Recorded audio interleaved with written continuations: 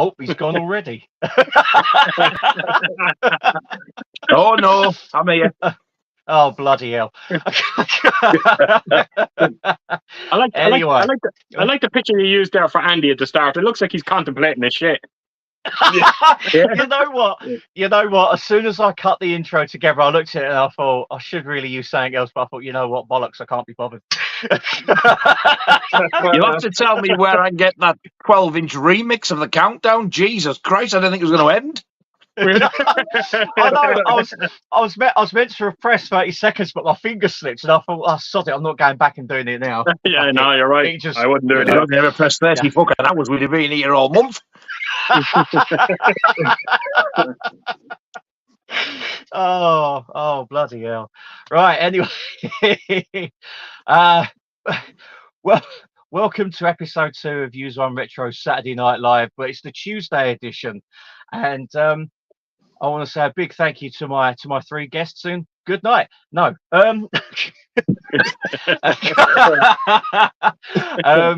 Yes, joining me for tonight's shenanigans, we have Keith from Euphoria Pictures. Hang on, there we go. He's there. Thanks, mate. Thanks for having me. No worries, mate. I'm glad you could join us. We've got Andy from Forgotten World of Movies. Hey everyone, thanks for having me. And we've got that Ponce down there.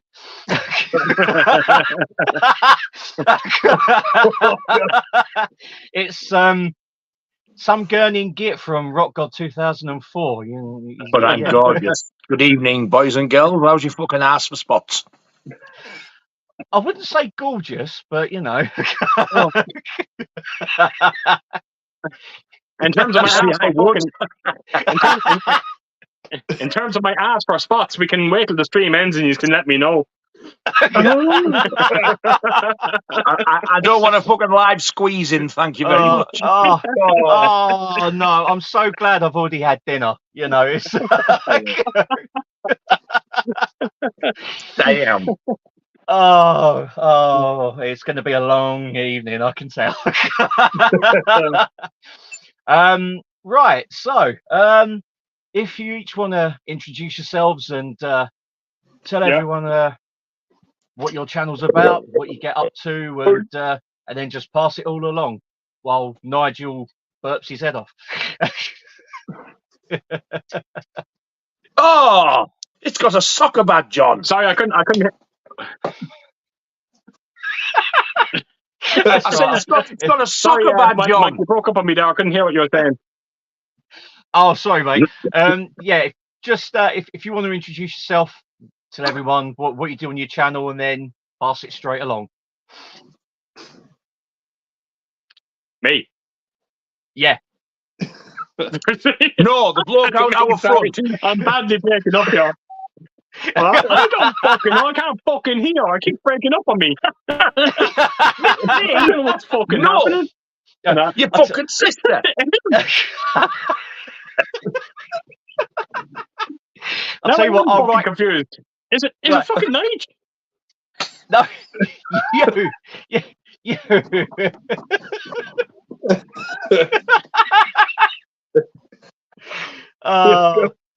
Oh my god. Yes. Introduce yourself, Keith, and tell us what you do on your channel. Can you hear us? No, he's gurning. No, he's breaking up. I'll tell you what, we'll come back to you, Keith. Nigel, you go first. Oh, thanks very fucking much. Well, you know. What do I do? I do videos about shit and talk bollocks, basically. Fair enough, right. Oh, he's gone. Hang on. He's gone. He's gone home. Knock his wages. He'll come back on and you'll just say, welcome back to my channel. You little bastard. I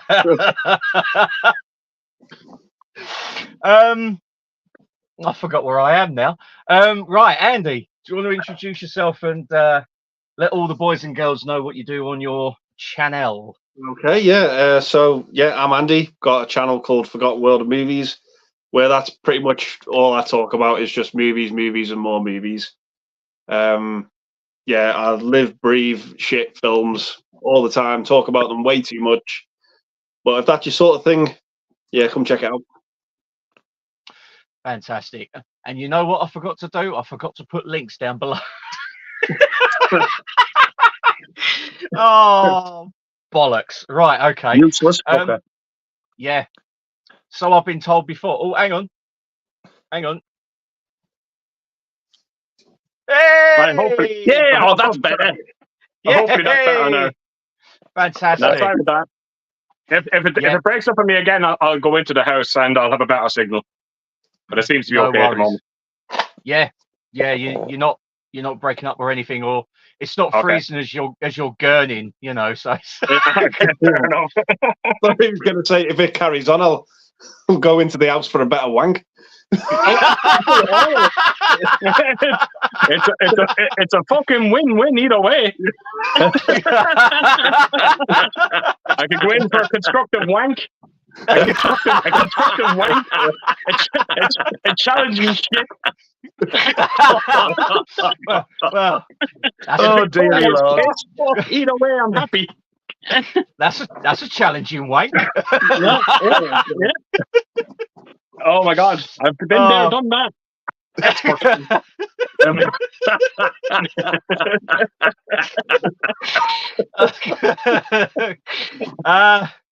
Right, now you're back, Keith. Would you like to tell everyone what your channel entails?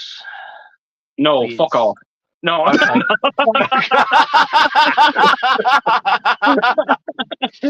Fair enough.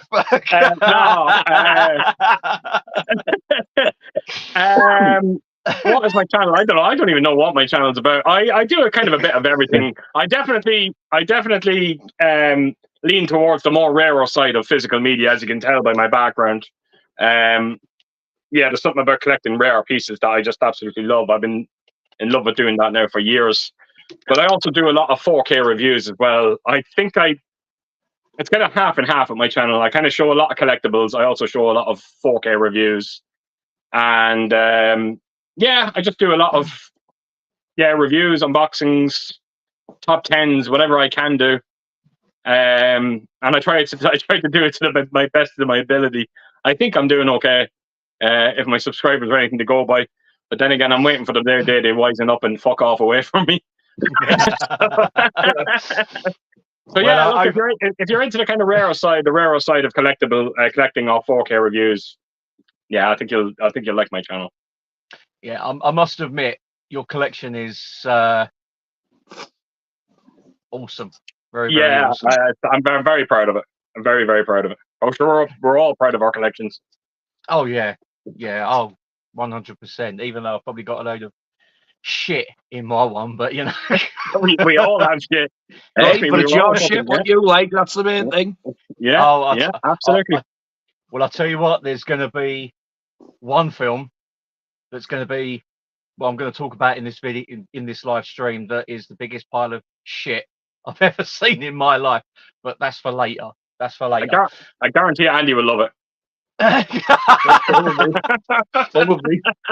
Well, I'll tell you what. If he hasn't seen it, I'll have to send it to him, and he can suffer. So. Oh wow. Okay, I'm intrigued. But you know what? Before we get on to the main topic of discussion, what has everyone been feasting their eyeballs with? I'll tell you what. We'll go for Keith first. What have I been watching? Yeah, so I watched RoboCop 2 on 4K. I did. Great 4K transfer. Can't say the same for the movie. Did not like the movie at all. Really?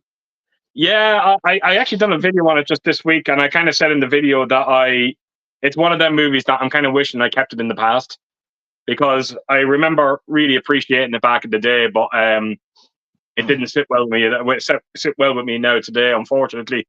I did watch the remake of RoboCop as well. I got that on 4K, and I think that's a better movie. Sorry, Andy. Oh, Sorry, you're about to witness a life falling out. people. So. You know what? You know what? I'm actually the other way around. I can't stand the remake, but I love RoboCop 2. I look. But... I know I'm on my own, and I'm on my own in that one. I know for a fucking fact I'm on my own in that one. Of course, I watched RoboCop as well on 4K, and nothing comes close to it. Do you know something? It's not the greatest. Like, for a very successful series, it only has one really great movie. The rest of them are somewhat mediocre. You know, it's an odd thing that. So yeah, I watched RoboCop. What else did I watch? I have Ghostbusters, Frighteningly Frozen Empire. Got it through the door. I still haven't checked it out yet. And did I watch anything else? I watched The Punisher Warzone for the first time, which is so over the top brutal. I've never seen such violence in a movie, but I rather enjoyed it. And I watched Universal Soldier on 4K for the first time as well. I thought I was deaf watching that movie. The audio is fucking shocking on it. I couldn't believe how bad the audio was on the 4K. I nearly had to max out my sound system. Wow. So I could hear it. Yeah. Terrible. Yeah, I must admit, I've got the 4K as well, and I must admit, I did like the picture, but I have to agree with you. You have to really crank the sound up to actually hear it. Van Damme at the start of it was almost whispering to me. Like the music and all that was fine, but then as soon as the dialogue came on, it was like they were speaking in whispers. It was very, very strange. Something's wrong. Definitely something wrong with it. So yeah, that's what I watched. Nice. That's a nice mix, I must admit. Yeah, nice absolutely. Mix of films. Absolutely. Apart from RoboCop 2014, I wouldn't even wipe my arse on that turd, but you know.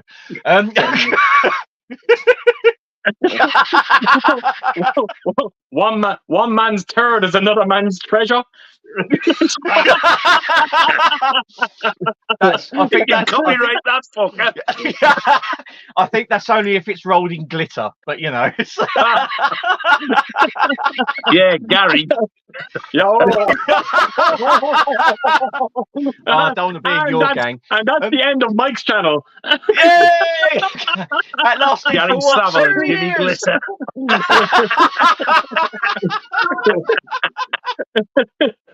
Oh God!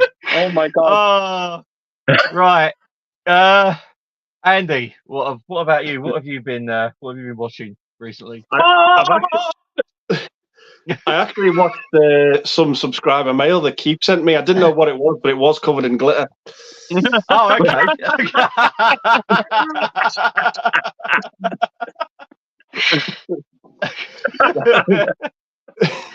In all seriousness, I've been watching some old school comedies from the 2000s that I absolutely love. I watched Without a Paddle again the other night. I haven't seen that in ages. I watched The Girl Next Door tonight after I finished work. That was such a good fun trip. Do that one. I watched the movie as well. I don't know if anyone's seen it for the first time at the weekend. It's called Fired Up. Never heard of it. It's about these two American footballers at school, and they're just like, all they want to do is just score with women. So they're just like, all right, let's pretend we don't know much about football, and we'll pass ourselves off as cheerleaders. So they go to like this cheerleading camp, and it's just full of women. It's everything you'd expect it to be, but I actually really enjoyed it.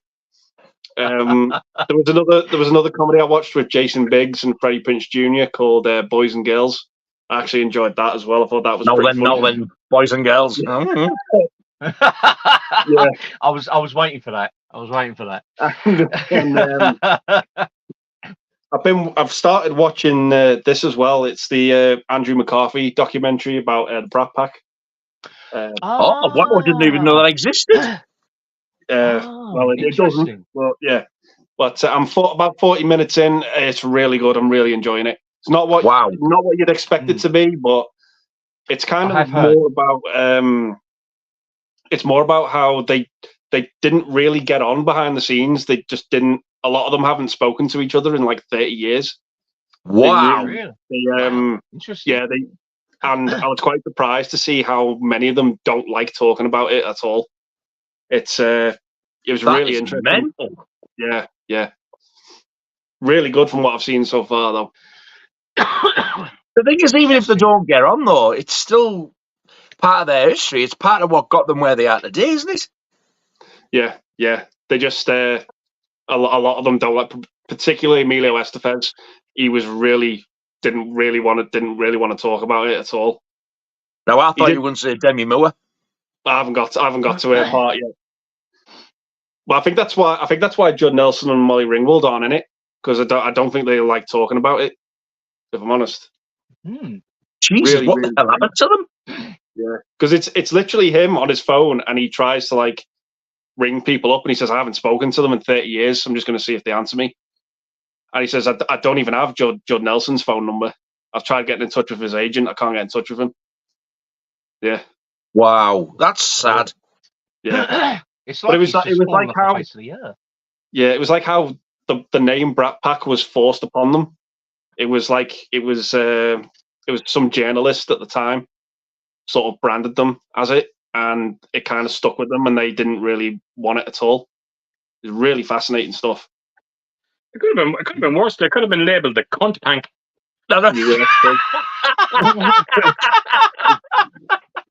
Well, in some cases, they say you are what you eat. That's what they were acting like back in the day.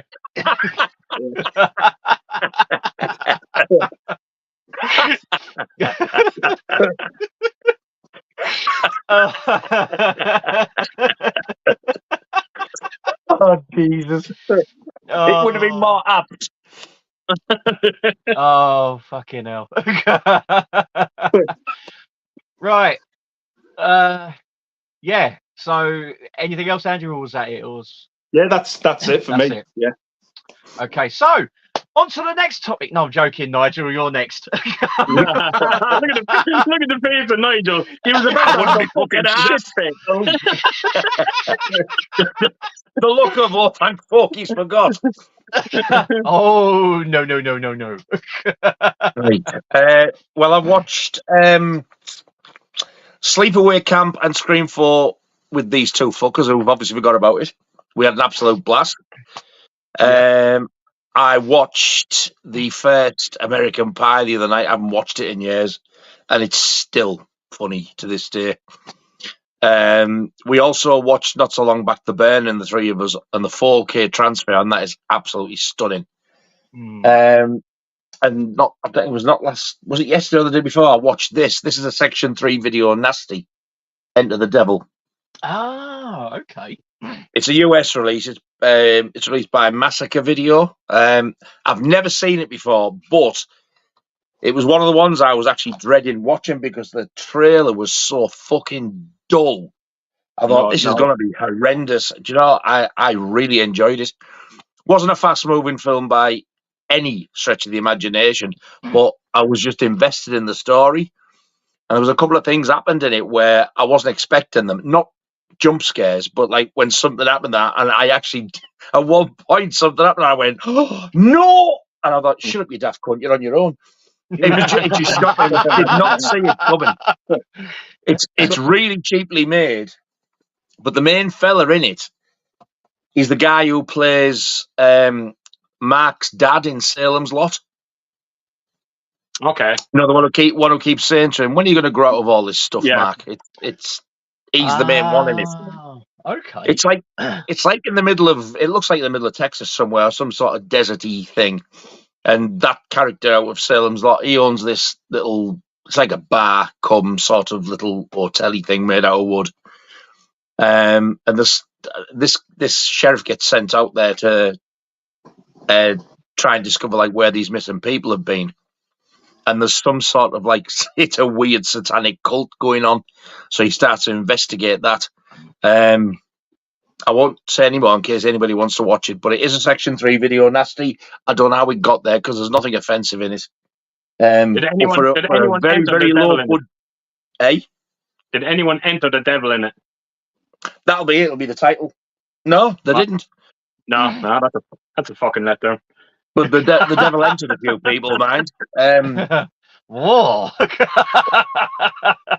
Yeah, no, it's just I really enjoyed it. It was like a slow burn, really low budget film, but I had a blast with it. Really, That's good. really, really enjoyed it. That's good. Awesome. And that's Nice. about it for me. Excellent. I've watched. What the bloody hell have I watched? Quite a lot actually. Cliffhanger yesterday, which is, well, I absolutely love the film Cliffhanger. What else did I watch? The Italian Job on 4K, which looks the Kino Lorber release. Really good transfer on that one. What else did I watch? I've watched so much I can't even bloody remember. Did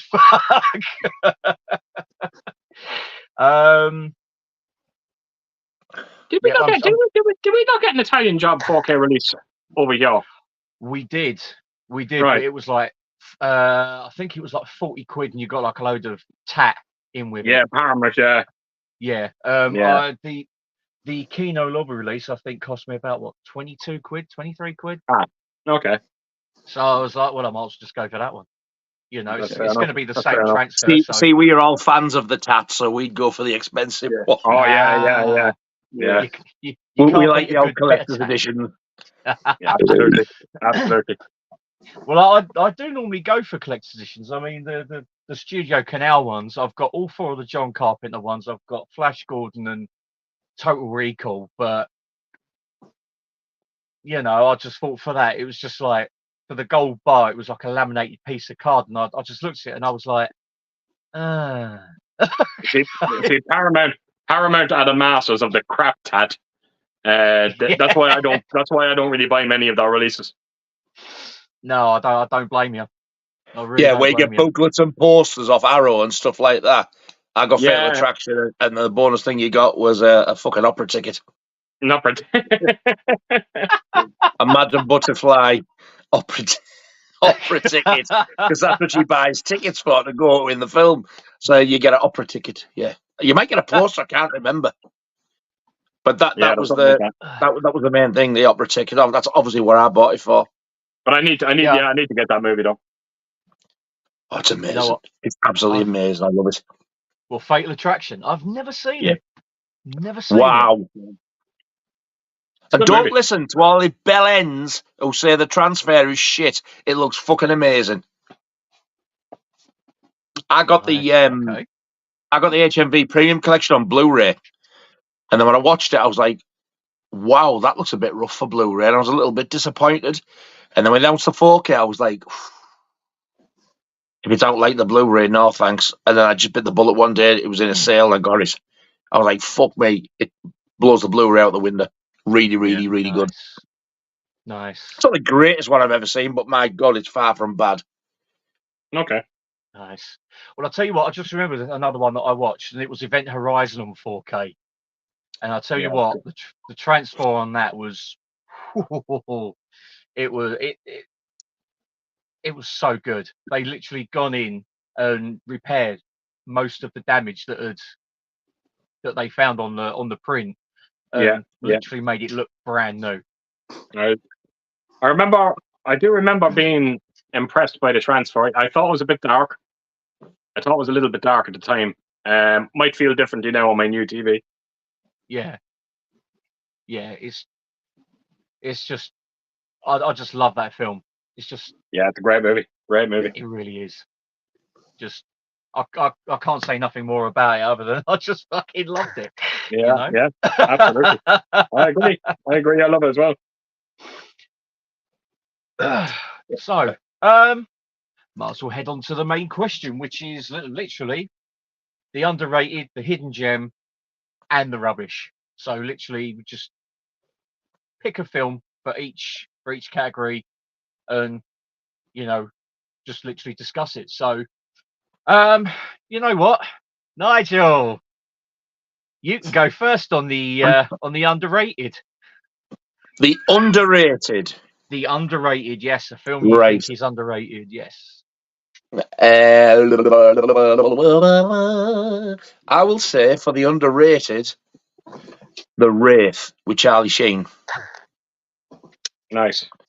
Good shout. I didn't realise how much I loved that film. I remember watching it in the 80s because everybody Or I knew at school and stuff, or used to go to school. It came out after I'd left school, actually. People going, have you seen The Wraith? I was like, no, I don't want to see that shite. You need to watch it. Anyway, I watched it. Absolutely loved it. I've seen it quite a few times.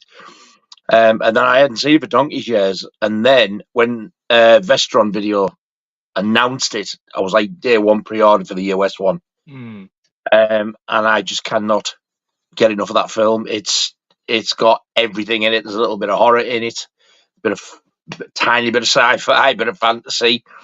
There's car races. There's a gang in it who are absolute assholes, especially the leader. Yeah. It's got the boy and girl thing in it as well. You see Sherilyn Fenn's tits, which is good enough reason to watch the film anyway, because they are very perfect and pert, and it's at a time that when she was absolutely stunning. So there's actually, if you're that way inclined, there's a bit of wank fodder there for you as well. So you can class it as a little bit of porn if you want to. It's just an absolutely... Look at Andy writing it down. What was the name of the film again, Nigel? Yeah, I'll just make a note of it. Down. He's having a micro wank. Tied him over till later on. But yeah, we for are me, so not watching definitely. that movie we're not watching that fucking movie on a watch along. I can fucking tell you that now. We fucking are. God, you'd be like, hang on, why is it I can hear the sound of a load of bananas being peeled rapidly? Andy, what are you doing? Oh, Andy's screen's gone dark. What's that squelching noise? And Andy comes back and says, I'm just making a fruit salad. Are you coming back on you, Andy? No, but I'm nearly there. All right, leave you to it. So yes, the underrated for me, definitely The Wraith. It does not get the credit it absolutely thoroughly deserves. It's a brilliant, brilliant film.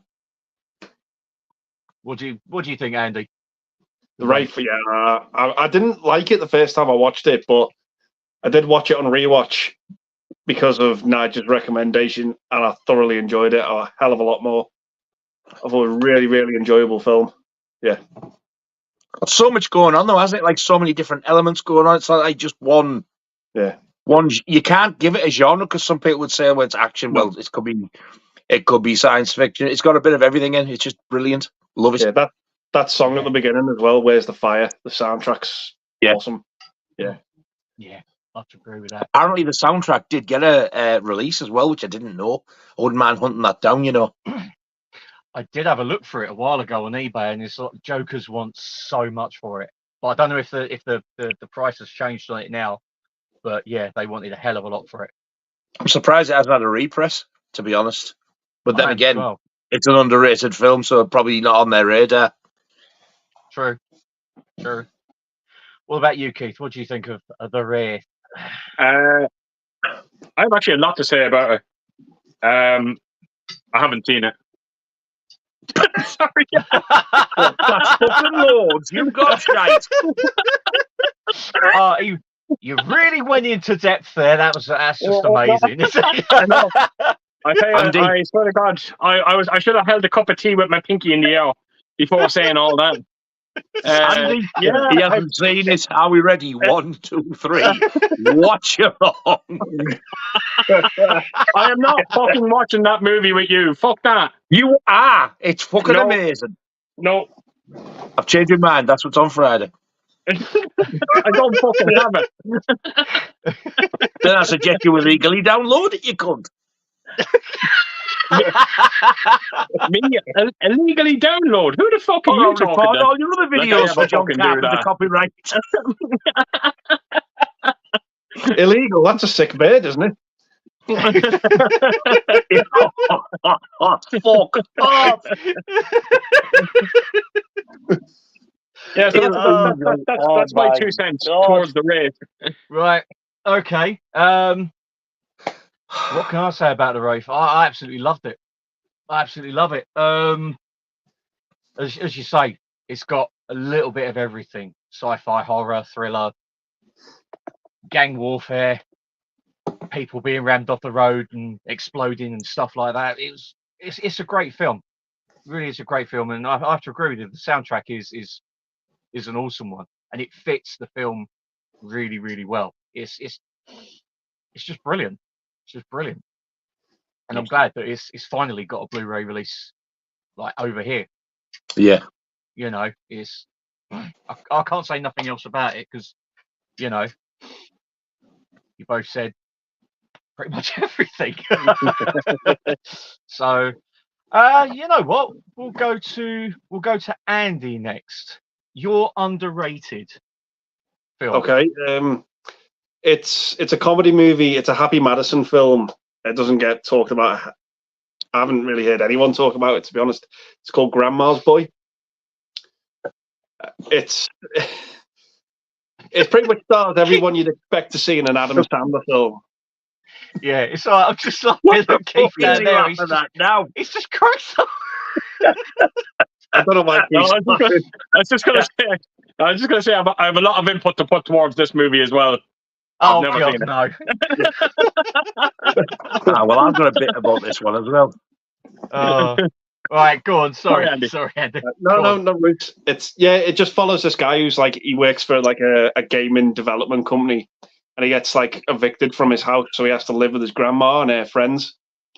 And you actually find out like his grandma's really cool, so they all have like all these parties with strippers and stuff, and they get stoned, and it's like there's like the villain in it as well, like wants to steal the guy's game that he's processing. They all work at like this amazing games corporation, like video game. It's so fun. I absolutely love it.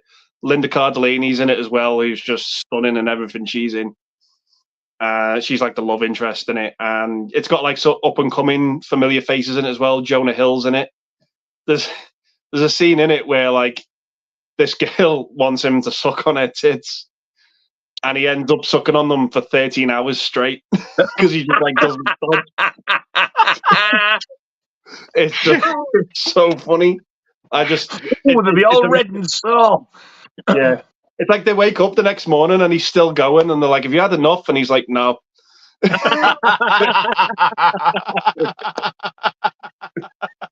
It's like he's sucking away, and the woman's having breakfast, like eating cereal, and he's there just sucking away. He's like, "Oh, no, I'm still going." It's only fair. Seeming he's having his fucking breakfast, she may as well have ours.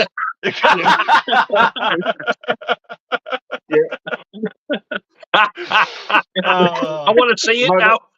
If you've not seen it, it does have a German Blu-ray. I think that's the only way you can get it. But my word, it is so funny. I absolutely love it. Yeah. Oh, that does actually sound pretty funny. I must admit, it really does. Keith, your input. What do you have you? Yeah.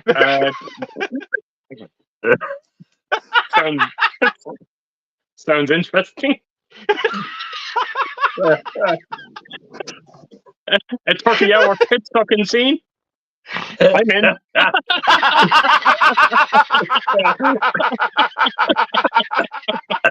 Something's interesting. I've honestly, first time I've ever heard of the movie. I've never heard tell of it. So sorry, I can't be useful. If you actually excuse me, I'm going to go off for a wank. I'll be back in a minute or two. Go for a wank and have some cereal. Sorry. Yeah. Nothing I can put in there. Sorry. Oh, fucking hell. My face has gone all red now. It's gone all hot. I'm guessing you probably haven't heard of it, Nigel, either. I was going to say I absolutely agree with everything Andy said about it, but I'll just have to take his word for it. I've never even fucking heard of it. Yeah. I must admit, I've never heard of it either. But 13 Grandma's hours, clit, son, boy. Yeah. Does anyone know bang the grandma, do they? And she comes talc because she's that old. No, it's like one of her friends is like, she's quite old and she ends up hooking up with a young lad, and he says, "What was it like giving Charlie Chaplin a hand job?" Oh, And Yeah. that's the end of the channel. Good night, everyone.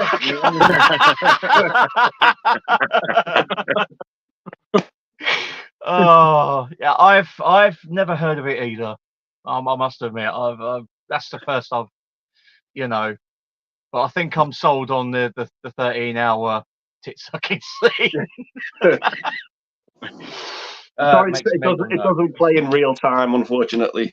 No. Gosh, in that They case, I wouldn't don't have want a to see disc it. long enough to hold it all on. It'd have to be a 5-disc box set, wouldn't it? Deluxe 10-disc set, fully uncut version. It's actually 13 days.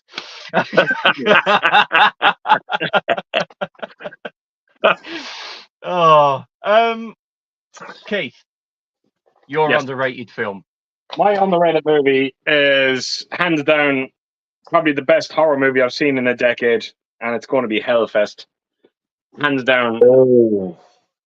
It just ticks every single box for me when it comes to a horror slasher movie. You got a very likable cast. The setting is key.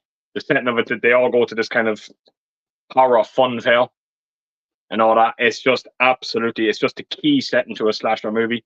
A very good villain, a good killer, creepy mask. It's not one of those kind of, Friday the 13th where you're going to see a death every kind of 5 or 10 minutes. It's not that. It's kind of like Halloween. It's a slow burning movie where the killer is slowly making his way. He's getting closer and closer as the movie goes on, until it gets to its shocking conclusion. It has an absolutely incredible ending. The ending will fucking, oh my God, it is shocking. The ending is absolutely shocking. I think Nigel will agree with me on that one, and Andy as well. Yeah, it's not brutal. It's not. I remember when I've done a video on this movie, because I always praise it on my channel. I'm forever talking about Hellfest, and you can always tell with the youngsters that stop by my channel when they mention Hellfest, because the first words that come out of their mouth is it's absolute crap. There's barely any violence in it, and that's almost like the youth of today. They want to watch a horror movie where it's almost every 5 minutes you want to see something brutal happening, kind of like the Terrifier movies. Not that they're bad movies. They're entertaining. They're not my ideal horror movie. I like to build up the tension, and you get that with Hellfest in abundance. You do. But having said that, when the scenes do happen, they are fucking brutal. There is some absolutely horrible scenes in it. But yeah, don't go into it thinking that you're going to be seeing this absolute massacre of a movie. It's just like Halloween. You're probably lucky to see maybe 3 or 4 deaths in the movie. There's not many. But the cast carries it along. The setting definitely helps with it. Like I said, a very interesting killer as well. I have nothing but praise. And if you can get it on 4K, even better again. Hands down one of the best 4K discs you can get out there. Nice. Excellent. Yeah. I must admit, I've never seen Hellfest Wow. whatsoever. I know you've all spoke about it quite a few times. Yeah. And every time I've gone to try and find it, it's just completely gone out of my mind, and I'm searching through, going, what's the name of that film again? And I've put that many people towards that movie. It's amazing. I'm telling you now, who is it? I think it's Lionsgate that put it out. They should cut me a check for the amount of money I made them on fucking 4K, because I made them a lot. Has it had a UK release on 4K or not? No, it hasn't. Right. No, it's only America only. It got a Blu-ray release, and I've never actually looked at the Blu-ray, to be honest. And if you see the 4K, you'll understand why I've never looked at the Blu-ray. It's so good. It gives you everything when it comes to a 4K picture. Color, hands down, the most colorful horror movie you're ever likely to see. Black levels are deep. It is ultra sharp. So much clarity. The sound, the DTS-X sound that you get with it is absolutely, it just elevates the movie that little bit more. It's an incredible disc. I honestly can't praise it enough. Awesome. I'll have to see if I can hopefully try and find that one. It's worth checking out. Nice. So, Andy, I guess you'll be in agreement with Keith then on this one. Yeah, absolutely. It was Keith who put me onto it. I managed to find it for a decent price, very reasonably priced, as Nigel would say. Like True Lies as well. Yeah. I was lucky with Hellfest because I'd ordered it. I'd paid quite a bit of money for it, and my order got cancelled. And then I was gutted. And a few days later, I wasn't even looking. I had a notification from eBay to say there was another one, and it was about £17. I was like, yeah, I'm picking that up. Came with a pristine slipcover as well. And yeah, I just loved it. I've always great everything Keith said about it is spot on. It's a slow burn of a horror film, but my God, it's effective. It's all most of it takes place at night, but it's the lights as well and the setting that they use, the colours of the lights. You just won't see colour like it on any other 4K. It's a demo disc. Yeah. Keith, when Keith says it's as good as it is, he means it. It's spot on. This 4K. The only thing that annoyed me with Andy, because there's always that scary moment when someone goes out and he's spending a lot of money on a 4K release, and you're kind of like, Jesus Christ, you don't want to steer this fella wrong. But when he told me that he got the money back for the first one, and then he was able to get the other one for £17, I was somewhat relieved about it. The only problem with Andy's copy is his was called Delfest for some strange reason. We don't know why. We're still trying to figure that out. Fun getting in, Del getting out. Or should it be called Wankfest? Hey,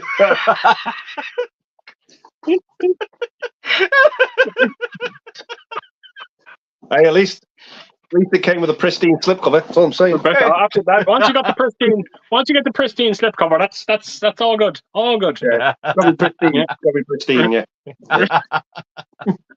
I must admit, I'm the same with a good slipcover. It's got to be. Yeah, it does. Yeah. You know, if it's going to come with it, there's good slipcovers, but then there's pristine. You know, it just takes it to a level above. You know, it's just so good. Can't beat a bit of good slippage.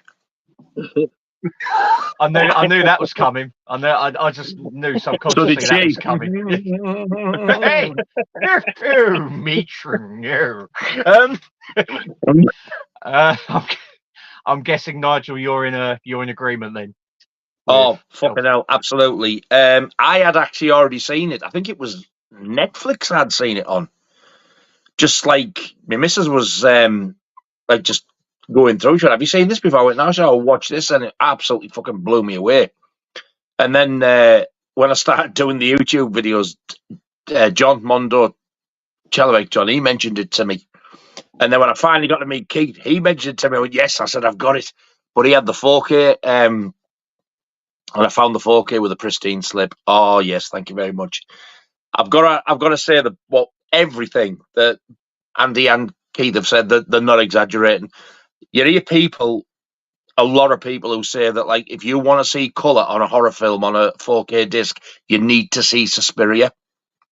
And as nice as Suspiria is, this blows that fucker out the water.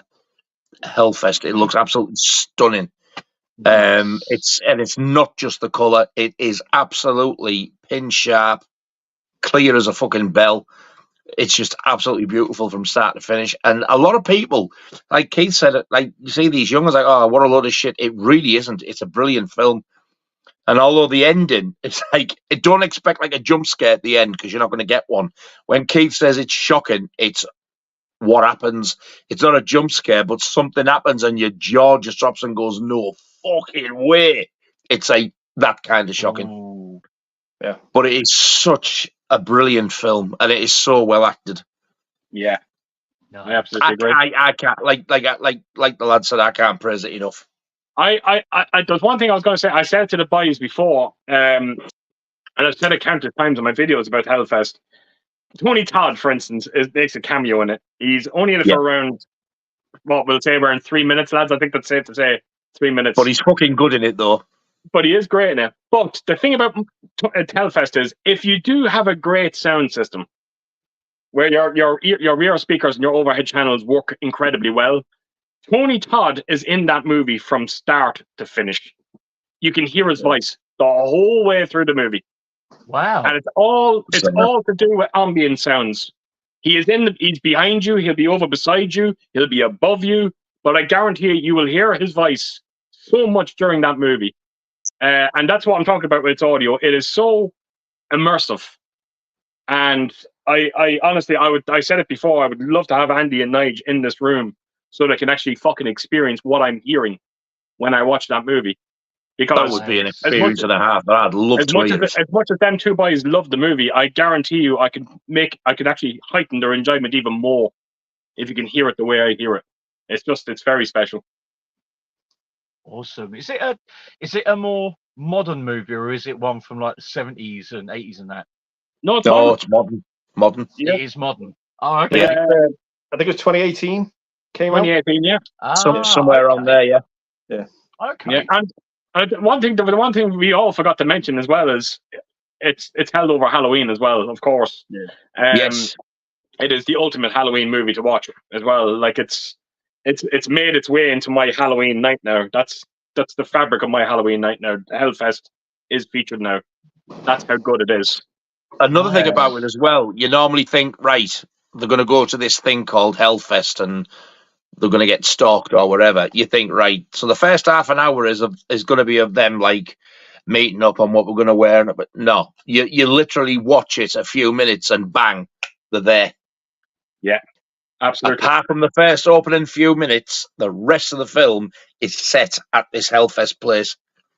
Yeah, he's absolutely. It's like, doesn't fuck about. Bang! Yeah, straight in with it. Straight in. You're probably talking maybe a 5-minute segment. 5 minutes maximum, I would have said. 5 minutes max, where they're literally in their house talking about Hellfest, and then all of a sudden, bang! Then it goes bang to the entrance, and I'm thinking, what the fuck? Surely this can't be it. They're going into it now, not this early on. Yeah, then they are going in. Yeah, yeah. And it never gets boring. Never. No. I might have to look out for that one then. Absolutely. And hopefully I'll remember it this time. I hope you do, because it's a wonderful horror. Yeah, I must admit I've been getting more into horror films recently. Okay. And, I think that one's definitely have to be top of the list to look for. It's very certainly good. Yeah. Well, my pick for underrated. No, it isn't True Lies. It's The Shadow. The Shadow.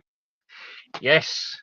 It got such a pasting at the box office, and I don't know why. I just think it's a really fun film. Good cast. Good score from Jerry Goldsmith. And I think Alec Baldwin plays Lamont Cranston. I think he plays him really well. You know, it's great 1930s setting, and it's just got great pace to it as well. It's one of these films that basically there's something happening in every scene that keeps you invested in it. And yeah, I just have a blast every single time I put it on. I mean, there are some daft parts in it, but the rest of the film, it outweighs the stupid parts, and I can live with it. You know, I absolutely love it. I really do. Keith, seen The Shadow? What do you think of it?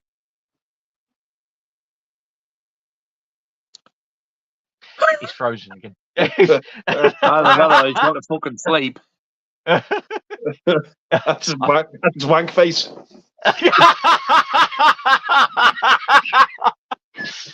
Okay, right. We'll come back to Keith after he's finished.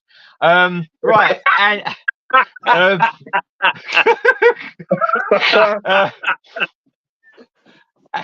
Andy, The Shadow. Yeah, I agree with it being underrated, definitely, but it has been so long since I've seen it. I've only seen it the once. I barely remember anything about it. I do remember Alec Baldwin in it. I do like it. It is like a cool movie to look at, but yeah, I just don't remember much about it. It's been that long. I recommend giving it another watch. Yeah, I need to give it another go. Yeah, I would. Yeah. Keith, have you finished now? I swear to God, I heard one word, and I heard shadow. So am I saying it's the shadow? Yes, the shadow. Yeah. I have never seen the movie. I've never actually seen it. Somebody gifted to me. Do I have it? I'm nearly certain somebody gave me the Blu-ray release of it, but I still haven't gotten around to watching it. I've heard great things about it. Someone put a very intriguing comparison to it at the time when the person that gave it to me, but I can't remember the comparison he said. What did he compare it to? I think he compared it. Did he say Darkman or something? I can't remember. No, again, it's just one of the movies that I haven't gotten around to watching. But I've heard good things about it. But unfortunately, it's past me. I think if you put it on, as I was saying to Andy, I think you might enjoy it. I think I'm just looking for it. I'm almost certain I have it. I'm nearly certain I do. I just can't see it. Because the release that I've got is the medium rare release, the Blu-ray DVD combo, and I must admit, even that's been remastered quite nicely. Whereas before, I think I had the original DVD release, and when it starts up after like the shadow comes up, the first part is in this like little black box, like in the middle of the screen, and with this one, it's been put to the proper aspect ratio, and picture's really nice on it. Really is nice. Where is Shadow? Where is Shadow? Who's been watching Bear in the Big Blue House then, you big daft bastard? I'll tell you what. When I was fucking working I used to work in furniture. I used to have a fella working beside me, and when we used to go home for lunch, we would watch an episode of Bear in the Big Blue House, and we would have a 2-hour conversation about that one episode. That would pass our day. I've got to admit, I fucking love it. It makes me laugh. The fucking Bear's expressions are amazing. I thought you were going to say come back and have a 2-hour wank. Fucking hell.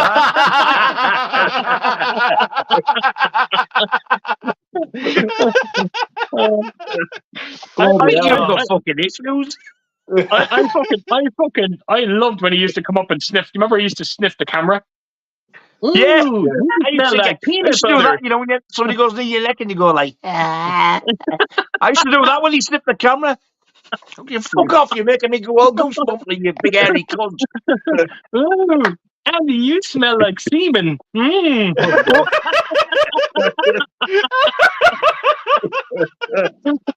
Can you spell the word semen, children?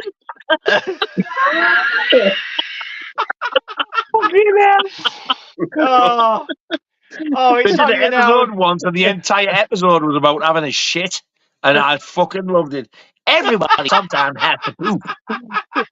Has to fucking poop. Oh, you know what? It's only probably about an hour in, and it's just descended into utter anarchy so far. Sorry.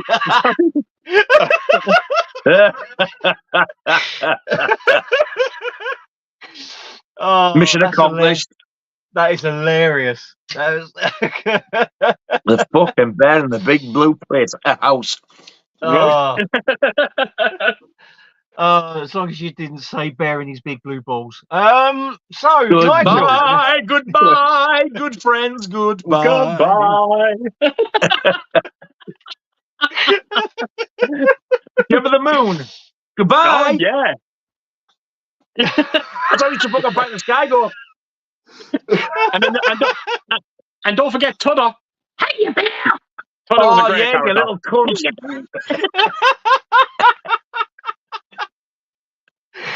Oh God.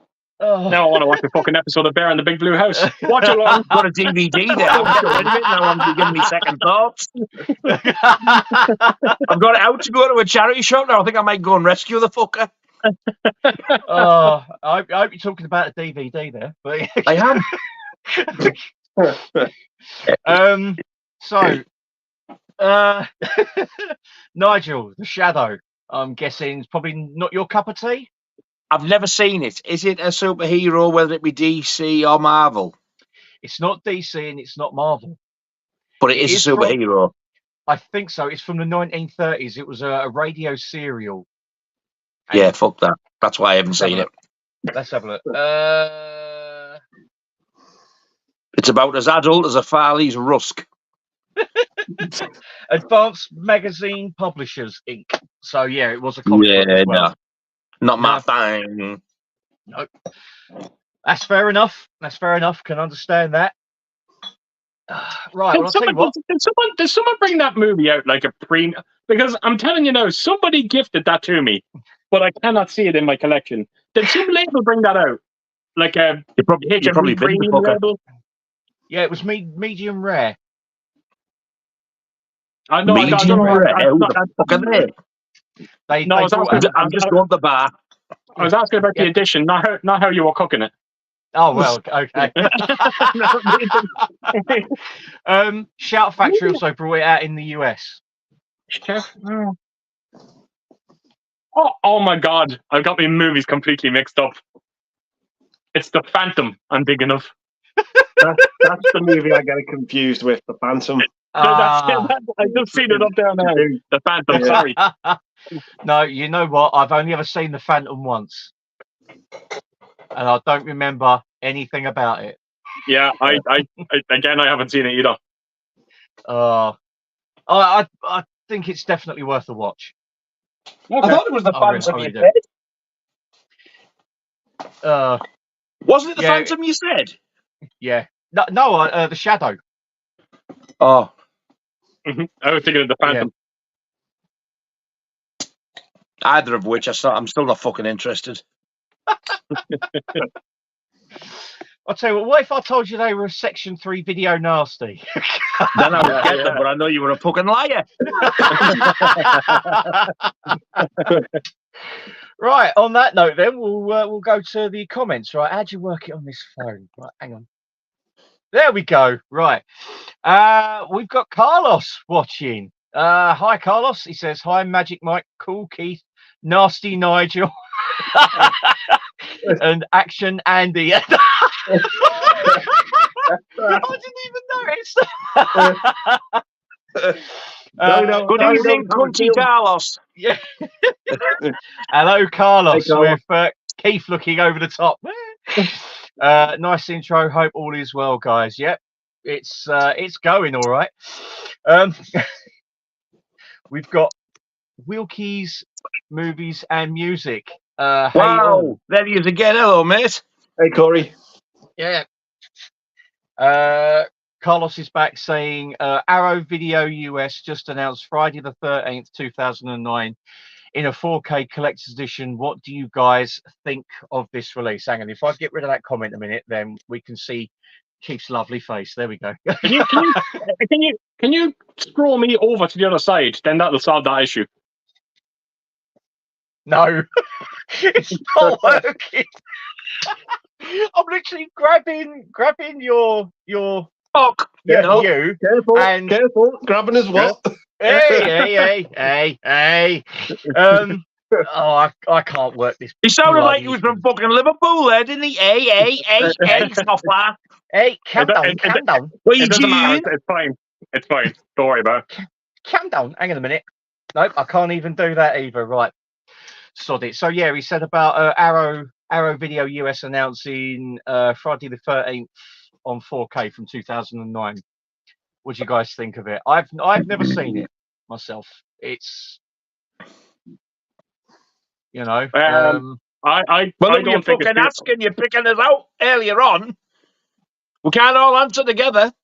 Come on, do your fucking job. Well, I was just about to fucking answer until you fucking interrupted me, you fucking He normally goes right with you go first. He never said a fucking word, so that's a free for all. What if I wanted to go first? I would have let you go. I was just about to say, actually. Lying bastard! Keith.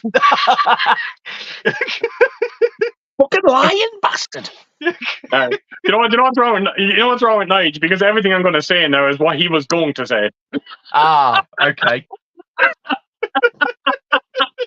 I was going, yeah, what that fucking bastard down there said.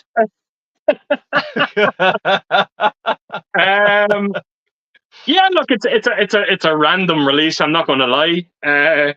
I think my biggest concern was buying it, and then all of a sudden, a couple of months later, oh, Scream Factory are bringing out a 4K release of the entire collection. I'm going to buy it. It's a good movie. It will never break into the top 8, if I'm completely honest. The Paramount ones. It doesn't feel like a Friday the 13th movie. I said about this numerous times to Nige that maybe the Friday the 13th is a series that belongs in the 80s, and it doesn't quite work as well today. But there was enough there for me to enjoy.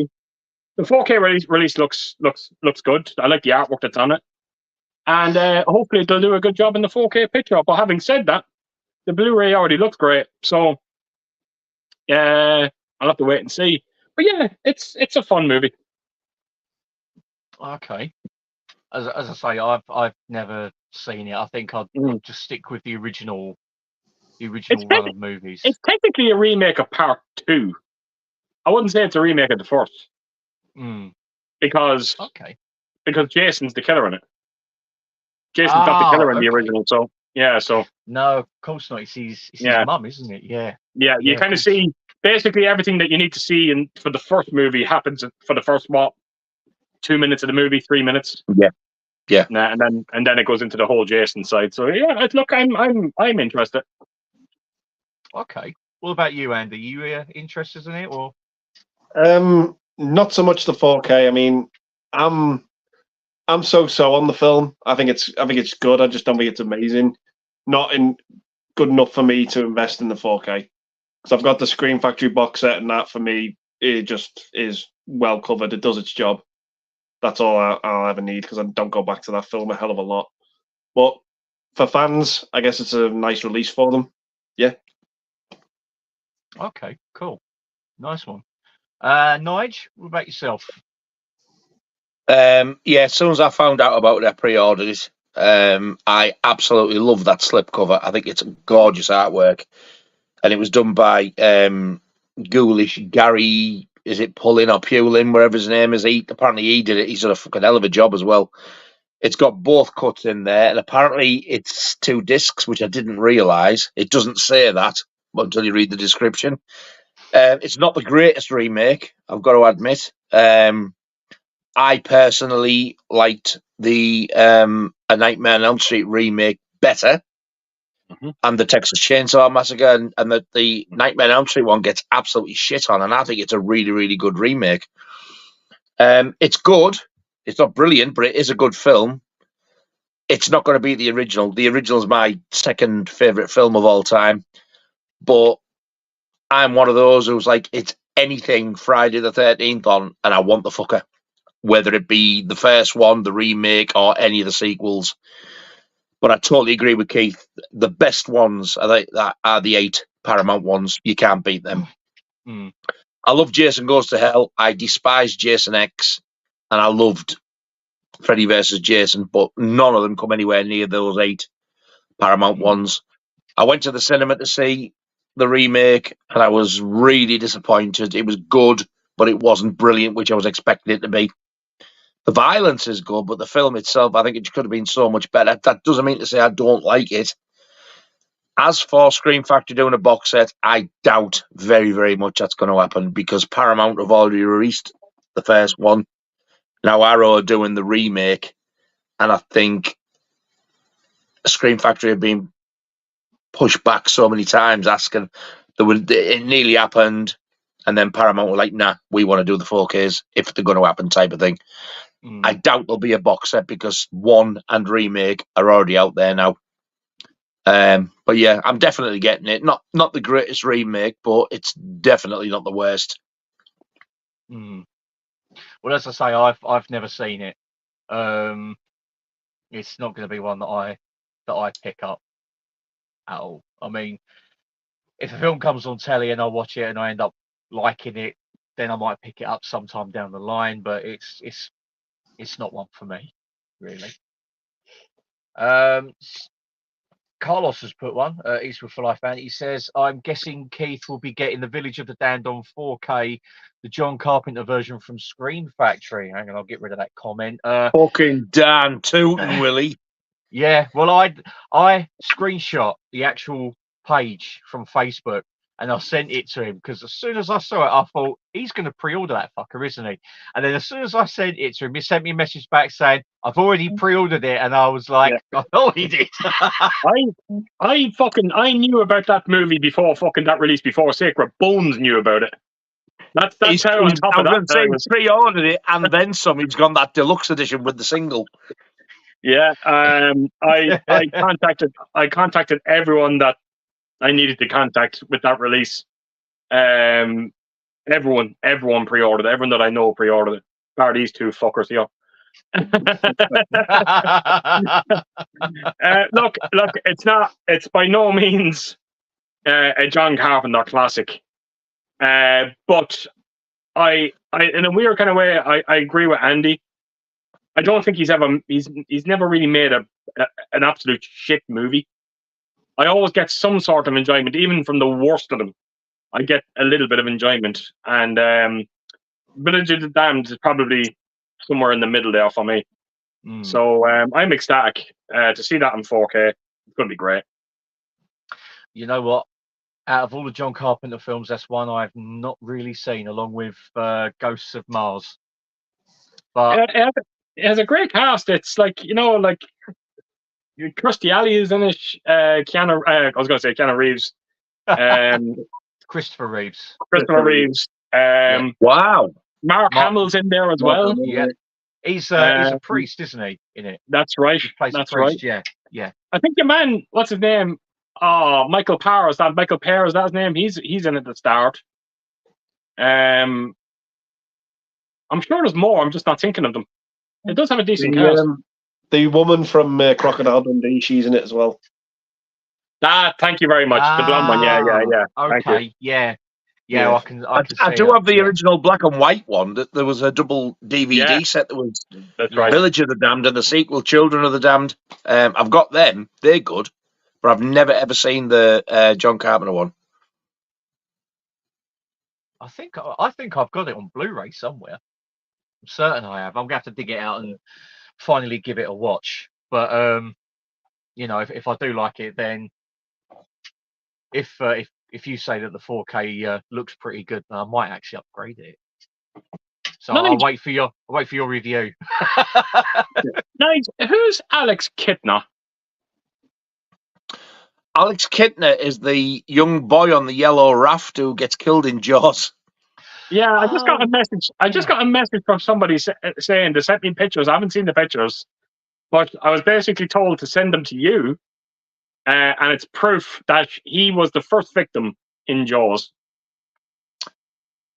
After Chrissy. No, before her.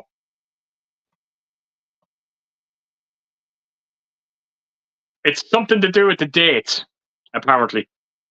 Oh, I've heard the story of this. I don't quite know what they meant, but yeah, they must have got the date wrong because Chrissy was definitely the first victim. She was in the book as well.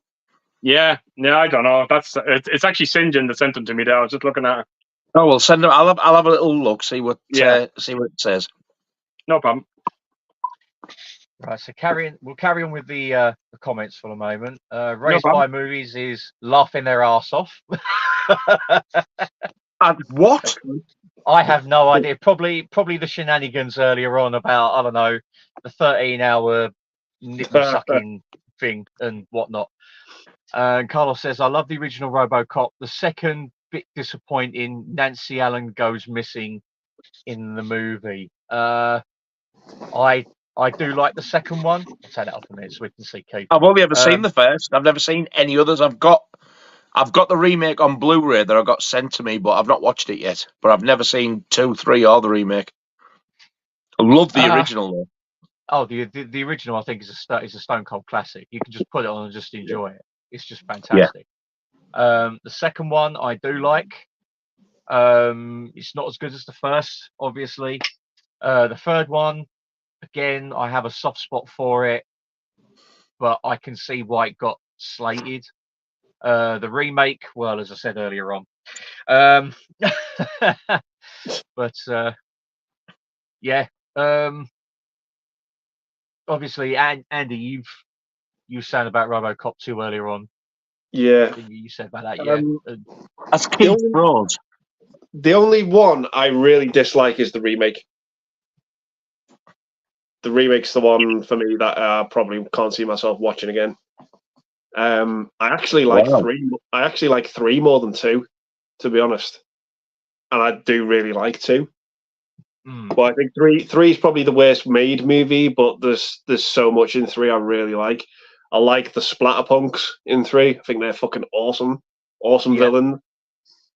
The introduction to RoboCop in the 3rd movie is great as well. When you just see the visor while he's driving, just absolutely awesome stuff. It does lose its way a little bit. It gets a bit silly when the samurais come into it. Yeah, it's still a fun film. It's entertaining. It hurts the movie that it's not Peter Weller, definitely. Yeah. But yeah, it's a fun film. It's not a well-made movie, but it is fun. It's entertaining. The second movie makes some weird choices. It turns RoboCop into a giant pussy halfway through the film, which I don't like. And it does something really weird with the villain as well halfway through the movie, which is just a bit insane.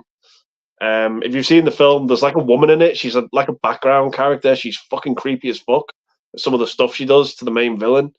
It's like she takes control. It's just really bizarre. I love the beginning where those 2 women absolutely stomp the shit out of that guy who robs that homeless woman. And they take all that jewelry and they just kick 7 cans of shit out of them. Yeah, and it's don't brutal. one of them stamp on his face or something and poke him in the eye with the heel of their shoe, and he goes, "Oh, you put my eye out." Yeah, it's like, yeah, you put my eye out. It's just like she proper stamps in his eye with a heel. Yeah. Which one's this in? RoboCop 2. Yeah. Wow. Yeah, because I do remember having the Carousel re-release VHS, and it was so heavily cut that they actually cut out the stamping, and also when Kane shoots the woman in the limo, it literally just cuts to her being pushed out while she's still talking. Oh yeah. It was so if you badly farted, they used to fucking cut it out. It was ridiculous. Yeah. There's like a bit where RoboCop goes into like that drug kitchen where they're like making all the nuke. And there's this guy, he's got like an Uzi and he's got a baby and he's pointing it at the baby's head and he says, "I'll fucking blow its head off. Don't fucking come any closer. I'll blow its fucking head off." And then RoboCop's like, "Whoa, whoa, whoa." And then he takes him out in like a not really fucking awesome way. But it's like, it's still brutal. It's the way he's holding the baby and the family's like crying. And he's like, "Don't come any closer, I'll blow this." And he's like, "Whoa, this movie means business." But it's not as good as the first. It's nowhere near as violent, but there's still things about it I like. For me, the best part about it, I've said it before, I'll say it again, the best part about it is the mayor. He is the funniest character in that movie. He is so funny. He goes, "Fuck you, you old senile bastard." Yeah. So funny. It's that scene where he's trying to escape and then the RoboCop 2 sees him and he just screams. Oh my god, it's so funny. It's so funny. The thing, it's nowhere near as good as the original, but there are still things about it that are so funny, so entertaining.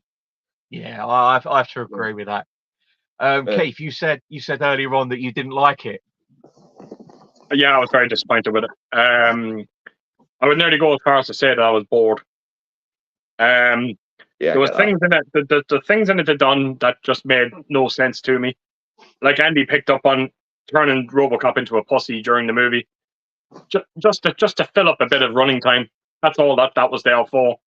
And it was cringing to look at. Absolutely cringing to look at. Does he change back though? He does change back. Yeah. Thank God it doesn't last too fucking long. But do you know what? The one of the annoying things that I had with it is when they were building this new robot, the Kane robot, and for some strange reason they started looking towards convicts, and they never really gave a proper explanation why. Like this was going to turn out well. Oh, we're looking at fucking mass murders to put their brains into this robot. I'm sure everything will be fine. Everything will go okay. You know, it's and then they put Kane's fucking brain into it, and then he fucking still has a drug addiction. Imagine that, a robot with a fucking drug addiction. Oh my fucking god! His chest opens when he's the robot. His chest opens up, and there's this claw that comes out, and it's like, "Give me the drugs." Give me so like get these old drugs. Aren't we just selling this fucking movie to you, Nige? Yeah. Oh my fucking god! I was disappointed. I'm not going to lie. It was. If you actually stack it against the original, it's god awful. It's actually god. And I never thought those words would come out of my mouth because I used to be so fond of it when I was younger. But now I'm kind of more interested in seeing part 3 now, which I thought was hands down the worst. So I'm very curious to see what way that's going to work out for me whenever I get around to watching it. Am I going to prefer it? Do I dare say it might even be worse than what I thought originally? I don't know. I really don't know. Maybe RoboCop 2, maybe the remake ruined the second one for me. I don't know. Maybe we should have watched RoboCop 2 first and then watched the remake. I don't know. Oh, you saw the remake before the second one? No, the other night, that is. When I watched it on 4K, we watched the remake first and then we watched RoboCop 2. Yeah, I don't know. It just didn't sit well with me. There's a bit in RoboCop 2 which I actually wished they'd touched on more because they only touch on it really, really briefly. In RoboCop 2 is where you find out about Alex Murphy's wife, that she like went through a shit ton of therapy to get over his death, and him as RoboCop, he kind of becomes obsessed with her and he kind of stalks her at the start of the movie. And he's like told, you need to stay away from her. You need to leave her alone. She's gone through hours and hours of therapy to get over this. And she kind of just bumps into him and he says to her, "I'm not your husband." And they never, ever touch on it again in the movie. No. It's only in it for like 5 minutes and then it's just done. Never go back to it. I wish they'd gone on that a little bit more. Yeah. And not only that, not forgetting as well the little dipshit kid that's in it who becomes the villain for a bit. Yeah, who is that much of a little dipshit that I would love to use his fucking head as a suppository. He's a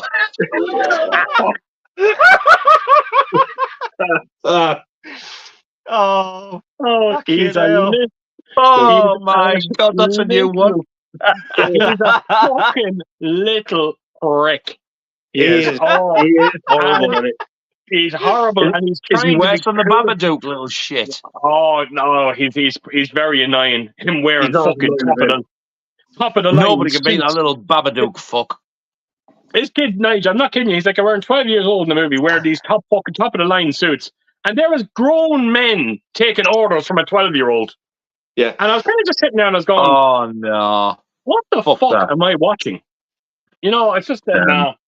It's horrible when he's like strangling Lois and he's like, "Out of here, bitch," or something like that. And he's just like, nasty little shit. And he's got like this little briefcase that turns into like a little pop machine gun. And it's just like, what's going on here? It does make me wonder if it was hastily edited together, because there is a work print floating around out there. And I'm intrigued to see it, but apparently, like all the cutscenes apparently were lost or something, because there was one of him like walking through the women's shower block, apparently, you know, and I suppose he's like, "Oh, I wish I was human." Like, oh well, I can only surmise he's thinking, "I wish I was human again," you know, and whatever. Yeah. But yeah, I mean, I do like the film. I do enjoy it. But yeah, I have to agree though that there are some weird choices in it. definitely. Yeah. Right, you said you've not seen it. Is that right? I've only ever seen the original and I love it. Yeah. I don't know whether I want to see the others or not now. I'd say give them a go. Give them a go Yeah, I and just would. see what you think. Right. I would. I Yeah. would definitely. Right.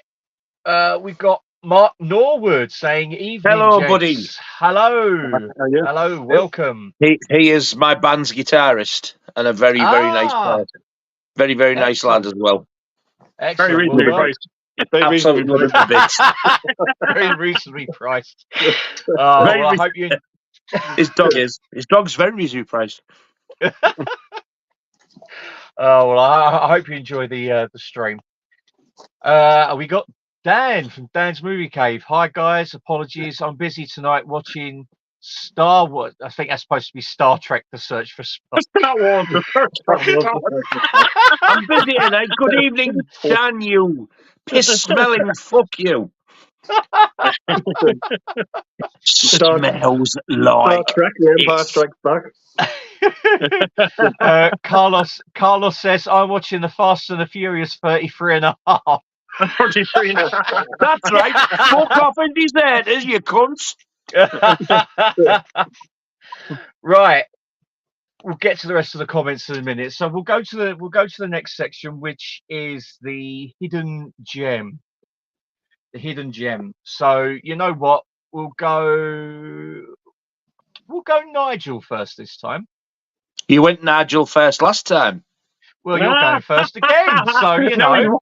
Now he's whining about going first. The hidden gem. The Fuck hidden gem. off, Mr. Euphoria. I've not heard of that one. What's that like? The hidden gem. The hidden Wow. gem. Yes, the hidden gem. The hidden gem that I can Nice. think Yes. of Hellfest. is going to be this bad boy. Ah, Class of 1984. What a film that is. It scared the shit out of me when I first seen it, because I first seen it in the 80s, obviously, when it came on video. And it was like, no, it's never going to get that bad. And it was like people going to school with knives and guns and stuff like that, and they were getting searched and going through metal detectors to get the weapons off them and stuff like that. Fuck me, it did happen. I couldn't believe it. But the main guy, the leader of the gang in this, which is that prick there. he's a bastard. Yeah, he is. He goes into the music room, creates all sort of fucking hell, and then he tries to sort of like pretend to the teacher that he's like one of the good ones. He sits down and he plays this absolutely fucking beautiful piece of music on the piano. So he is intelligent and he's very musically minded. He just chooses to be an absolute cunt. And when I Wow. first watched it, the beginning titles had got an Alice Cooper song on that I'd never heard before. So that was also an hidden bonus because I love Alice Cooper. And also, if you've seen My Bloody Valentine, the fat guy with the big tash and the long hair, in this, he's in the gang, but he's got no tash and shaved head. You can't recognise him. Wow. But Okay. they're absolute bastards, this gang, and they do some awful, awful things. It's just a brilliant, absolutely brilliant film. It was directed by somebody called Mark Lester. I don't think it's the guy who played Oliver. He directed. Yeah. Mark He Lester, directed- it is. Yeah. Yeah, he directed Class of 1999. The same person. The same Yes. same director. Yes. Yeah, and they're not sequels. There you go. Yes. And I tell you what, I wouldn't watch that for years, donkey's years, because I thought, I love that. Class of 1999, look at that cover, it's shit, science fiction. And then it came out on the Vestron thing, I thought, bastard. Anyway, I got it cheap. Fucking loved it. Yeah. Very, very Yes. good sequel to it. It is. Yeah. It is a And very very, good film. very reasonably priced. So yes, my hidden gem is Class of 1984. Excellent. Great stuff. Andy, what do you think of Class of 1984? It has been an age since I've seen it. I didn't really enjoy it the first time I watched it. It's probably one of those I'm due another rewatch. To be honest, that's all I can really say about it. Okay. Okay. Yeah. Cool. Watch along. Looks like you've got a hell of a lot of watch-alongs coming your You way. fucking do. Oh, hey, I tell you what, you think I'm bad. You want to hear the fuckers every time these two say it. We've got about 100 on the fucking list, I think. Oh, I think I'm going for a shit. Watch along. I'm just about for a quick wank. Watch along.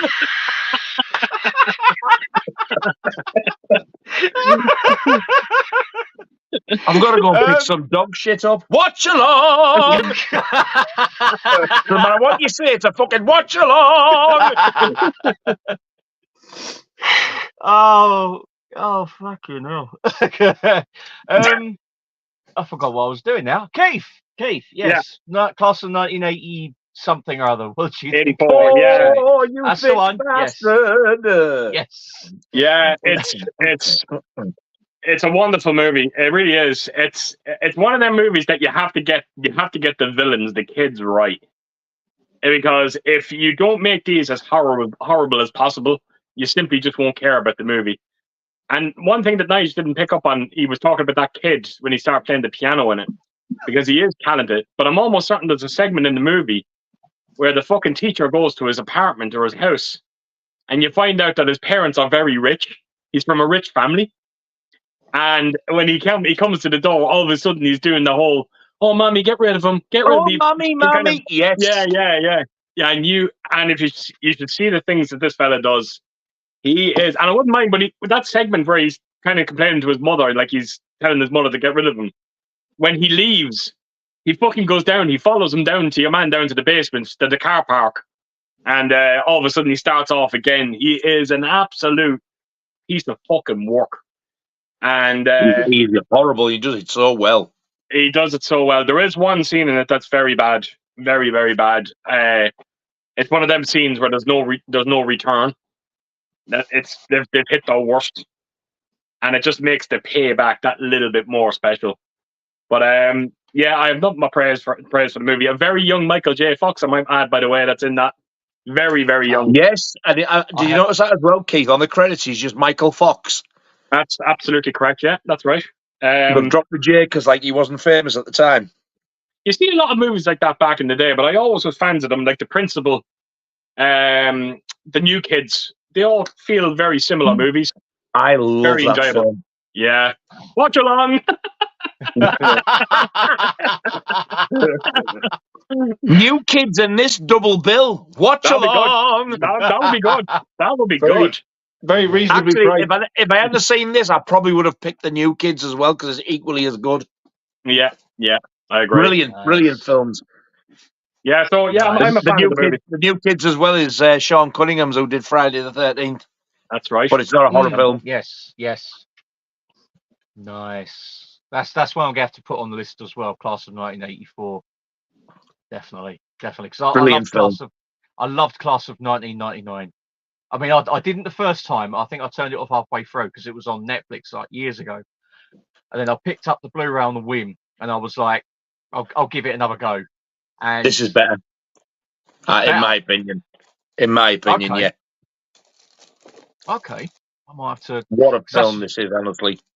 Because that's on the 101 Films Black Label, isn't it? Yeah, that's right. Yeah. Okay. I'll have to have a look for it.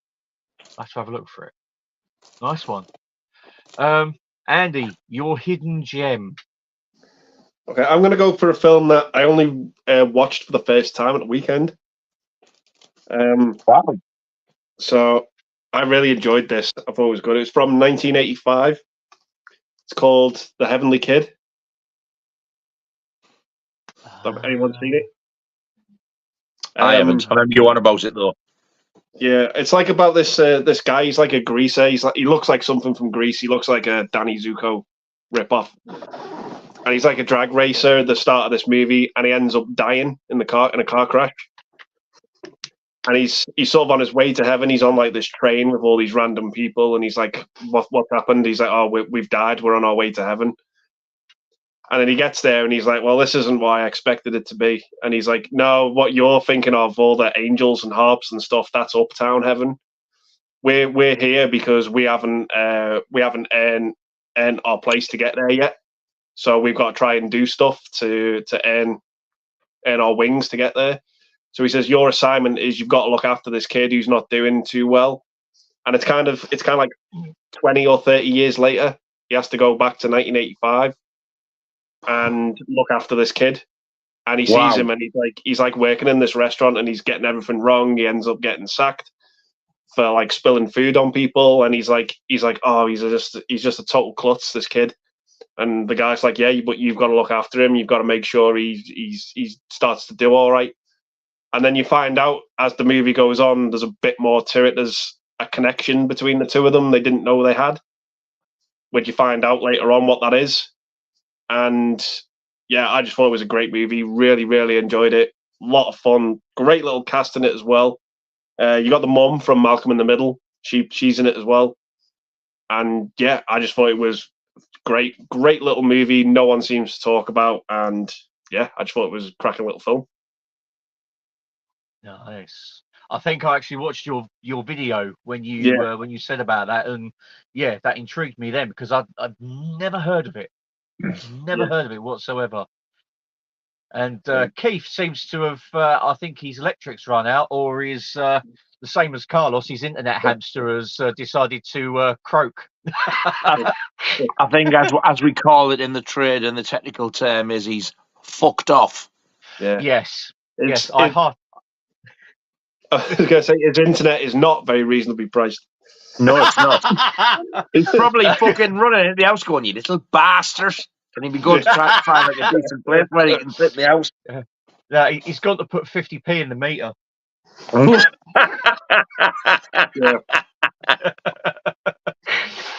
Right, well, until he comes back then. Nigel, the Heavenly Kid. Have you seen? Oh, hang on. No, I hadn't actually heard of it until Andy mentioned it the other day.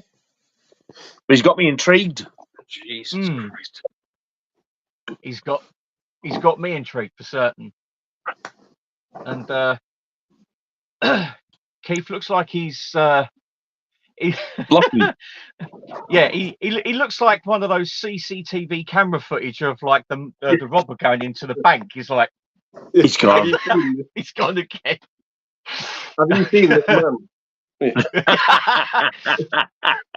Well, we've only was seen last him seen in 1975 with Gary Glitter. No, he wasn't. I'm joking. Just in case any couldn't take that. I'm joking. I'm joking. Gary He's my mate, for fuck's sake. No, you didn't know Gary Glitter. Gary Pictures and Euphoria Glitter.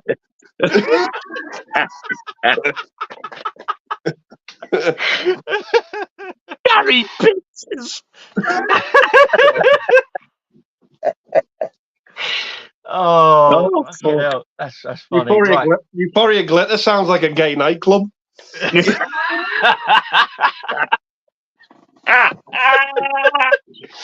Oh, you've got to make me stand. I'm eating Euphoria Glitter. And if you're offended by that, fuck off, you woke cunt. Yeah. Anybody who's watching, I am sick to death of y'all. This generation sucks serious cock. Most of you, literally. Right. Moving on from that, until Keith gets back, I'll say my hidden gem, and it is one that was on Talking Pictures just before Christmas, and it's Jigsaw with Jack. Is it Jack Warner? Yes, Jack Warner, and it is a. I thought he meant the fucking Saw Jigsaw then. No, the Who Done It, 1962. I've never seen that one. Jigsaw, no. It's based. I think it's based on a book. Let's have a look. Yeah, based on Hilary Waugh's novel "Sleep Long, My Love." It's transferred from the States to Brighton, and what happens is this woman's body gets found dismembered and burnt in this suitcase in this house, and Jack Warner and his partner, they have to find out what's happened and who done it and all that. It's very good. very good, very, very interesting because it shows you every intricacy of like the police procedure and like how they like come to like dead ends and stuff like that. It's very, very good film. Very good film indeed. Very dark for a black and white film, that isn't it? Dismembered. Yeah, exactly. I mean, obviously you don't see it happen, obviously, but it's inferred, and it's But the fact it's even been mentioned for a black and white Yes. film, that is really, Yes. really dark. yes, I know, but it is very highly recommended, and it's Wow. literally just come out on Blu-ray at $14.99, and it's a very reasonably priced.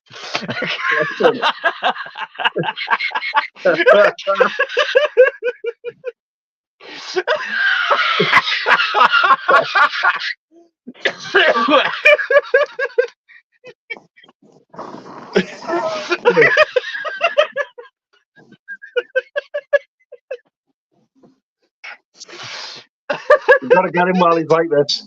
Got to get him. You absolute cunt! Did you time that or what? I didn't actually. No, I just thought, spur of the moment, why not? Oh, and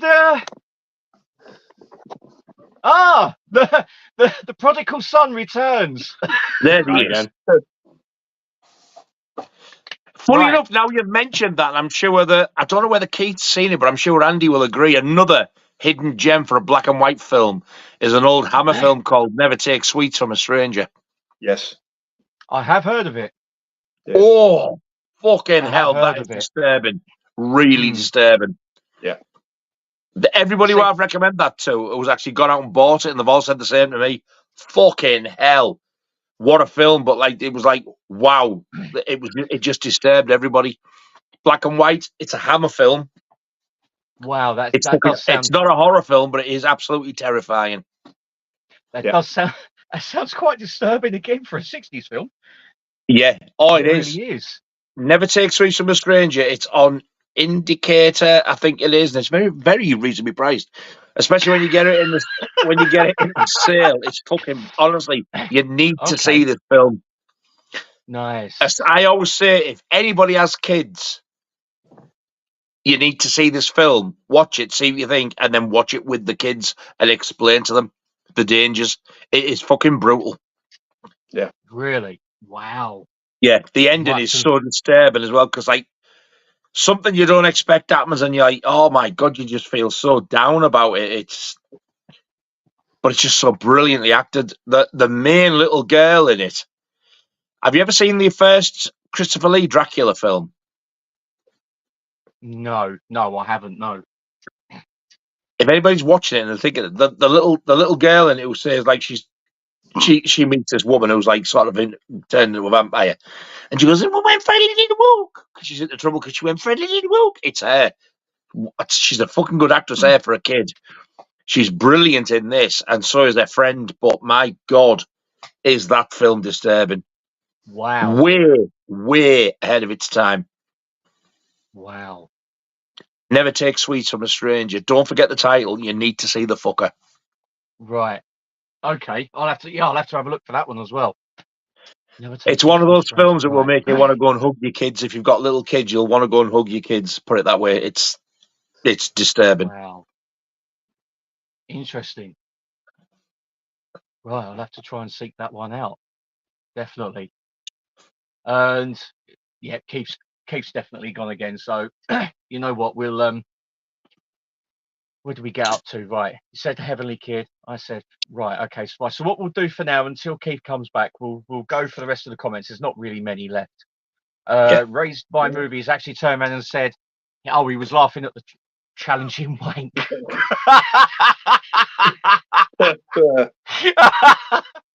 Oh, Would you wait at least fucking swallowed?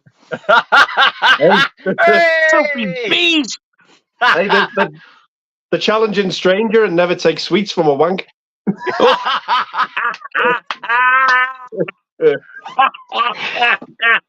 Excellent. You know what, Andy? I would have waited till he was having another swig of drink before saying that. I just want to see him just go. There's times off streams where I've generally got him and I thought, fucking hell, I'm gonna have to call an ambulance. He's got into Oh, some. he has, honestly. I've done Yeah. that. I used to do the same to him because when I first met Andy, he was very fucking quiet and reserved, and then I've ruined him. I've broke him. I really have. Yeah. And Scott, I've really badly damaged Scott. Now that fucker gets me more than what I get him, and I'm sure the cunt times it when I've got a gob full of fucking liquid. Filthy beast. Oh, especially when he says Amazon women on the moon. We have a guy who comes on and watches us quite a lot called Stephen Moules, Moules. Ah, yes. We got Stephen Moules. Amazon women on the moon. If you're watching, Scott, we do miss you, you little bastard. Oh, yeah, you got to come back soon, mate. You got to come back soon. He doesn't want to. He's quite happy as a pig in shit doing his own thing. He's not interested anymore. Got to respect that. No, I definitely respect that, and we do miss him. We do miss him. Yeah, no, that's understandable. And Keith is new background. New background. Had to come into the house. My phone was acting up. It kept dropping. My phone kept dropping out for some strange reason. Look at all those Funko Pops. That's all. Yeah, I'm in the Ellen corner, and that, as you can see, there's a ladder behind me because we're doing work. We're doing more work. Yes. I remember you telling us. Wow. Nice. Funko Pictures and Euphoria Pops. Euphoria Pops.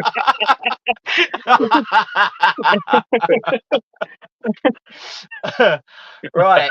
So, fucking hell. Andy said his hidden gem is The Heavenly Kid. He said it's a film from 1985 where a greaser from like 1955 gets he dies, ends up having to be a guardian angel for a kid in like 1985 who's a bit down on his luck. That he said. Yeah, that's it. Yeah. Have you seen it? Heard of it or? No, I've honestly never heard of it. If I'm completely honest, no surprise there because Andy he just knows so much. So I'm sure he's a lot of hidden gems. Yeah, I must admit, I even said to him, I've not heard of it either, but it's one that it does sound intriguing. It sounds a bit like Heart and Souls. With Robert Downey Jr. That was a good film. That was a very good film. I enjoyed that film. Never seen either. I think it was Jen that actually she had it on. Well, she bought it on Laserdisc and we watched it, and it was really good film. Yeah, really good film. Heart and Soul. I said about Jigsaw from 1962. No, I've never seen it either. No. It's basically two detectives and they're investigating a murder in Brighton. And the woman's been cut up and burnt and she's been stuffed in a suitcase and they've got to try and find out who done it and why and that. And it shows all the intricacies of like the police work and the dead ends that they come up against and stuff like that. It's a good film.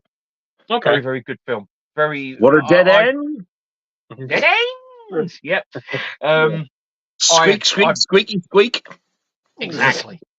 It was on Talking Pictures before Christmas, so I've got a feeling they might replay it again soon if you can get Talking Pictures. Okay. If not, 15 quid on Blu-ray. Okay. So, but not quite as good as The Love Butcher.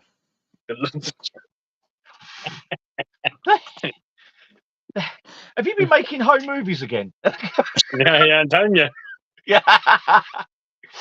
Believe it or not, this is a Section 3 video nasty. I read that title and I went, I did fucking order that. I actually quite enjoyed it. And was it very reasonably priced? It was very reasonably priced, I must say. I fucking want to be called the fucking Love Butcher. Another good video nasty Section 3 is Human Experiments. If you want to see a lady flick a bean. Yeah. It's got Jeffrey Lewis in out of Salem's Lot.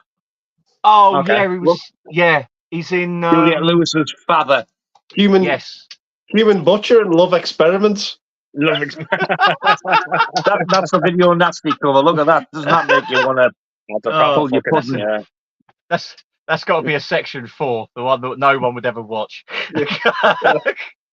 I love this Oh, film. John Travolta's sister's in it as well. In a Oh, video, okay. fucking nasty. I didn't even know he had a sister. No, I didn't. Yeah, I think has he got 2? That's a new one on me. That is a new one on me. Keith, your hidden gem. I may as well name a movie.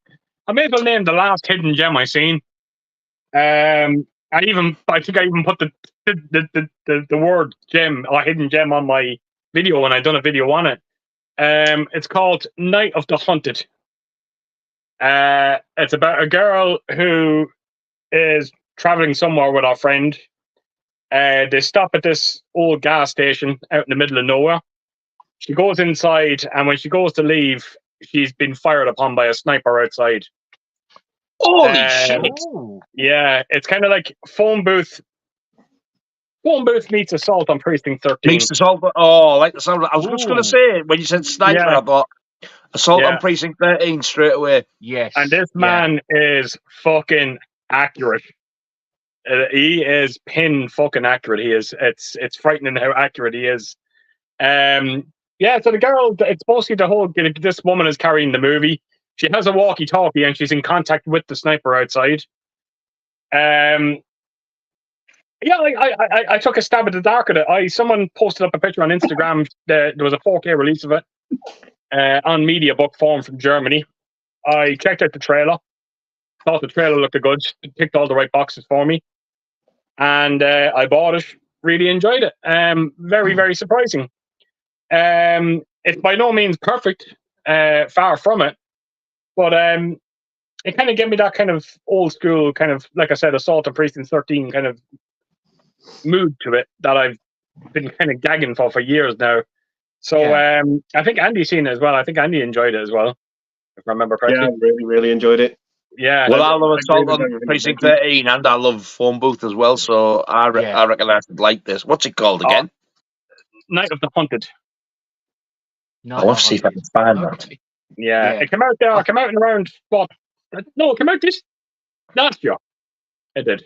It's very new. Is that new? Wow. Yeah, Wow. it's brand new. It's very, very new. It might even come out this year. I'm not quite sure. It's either this year or last year, one or the other. Wow.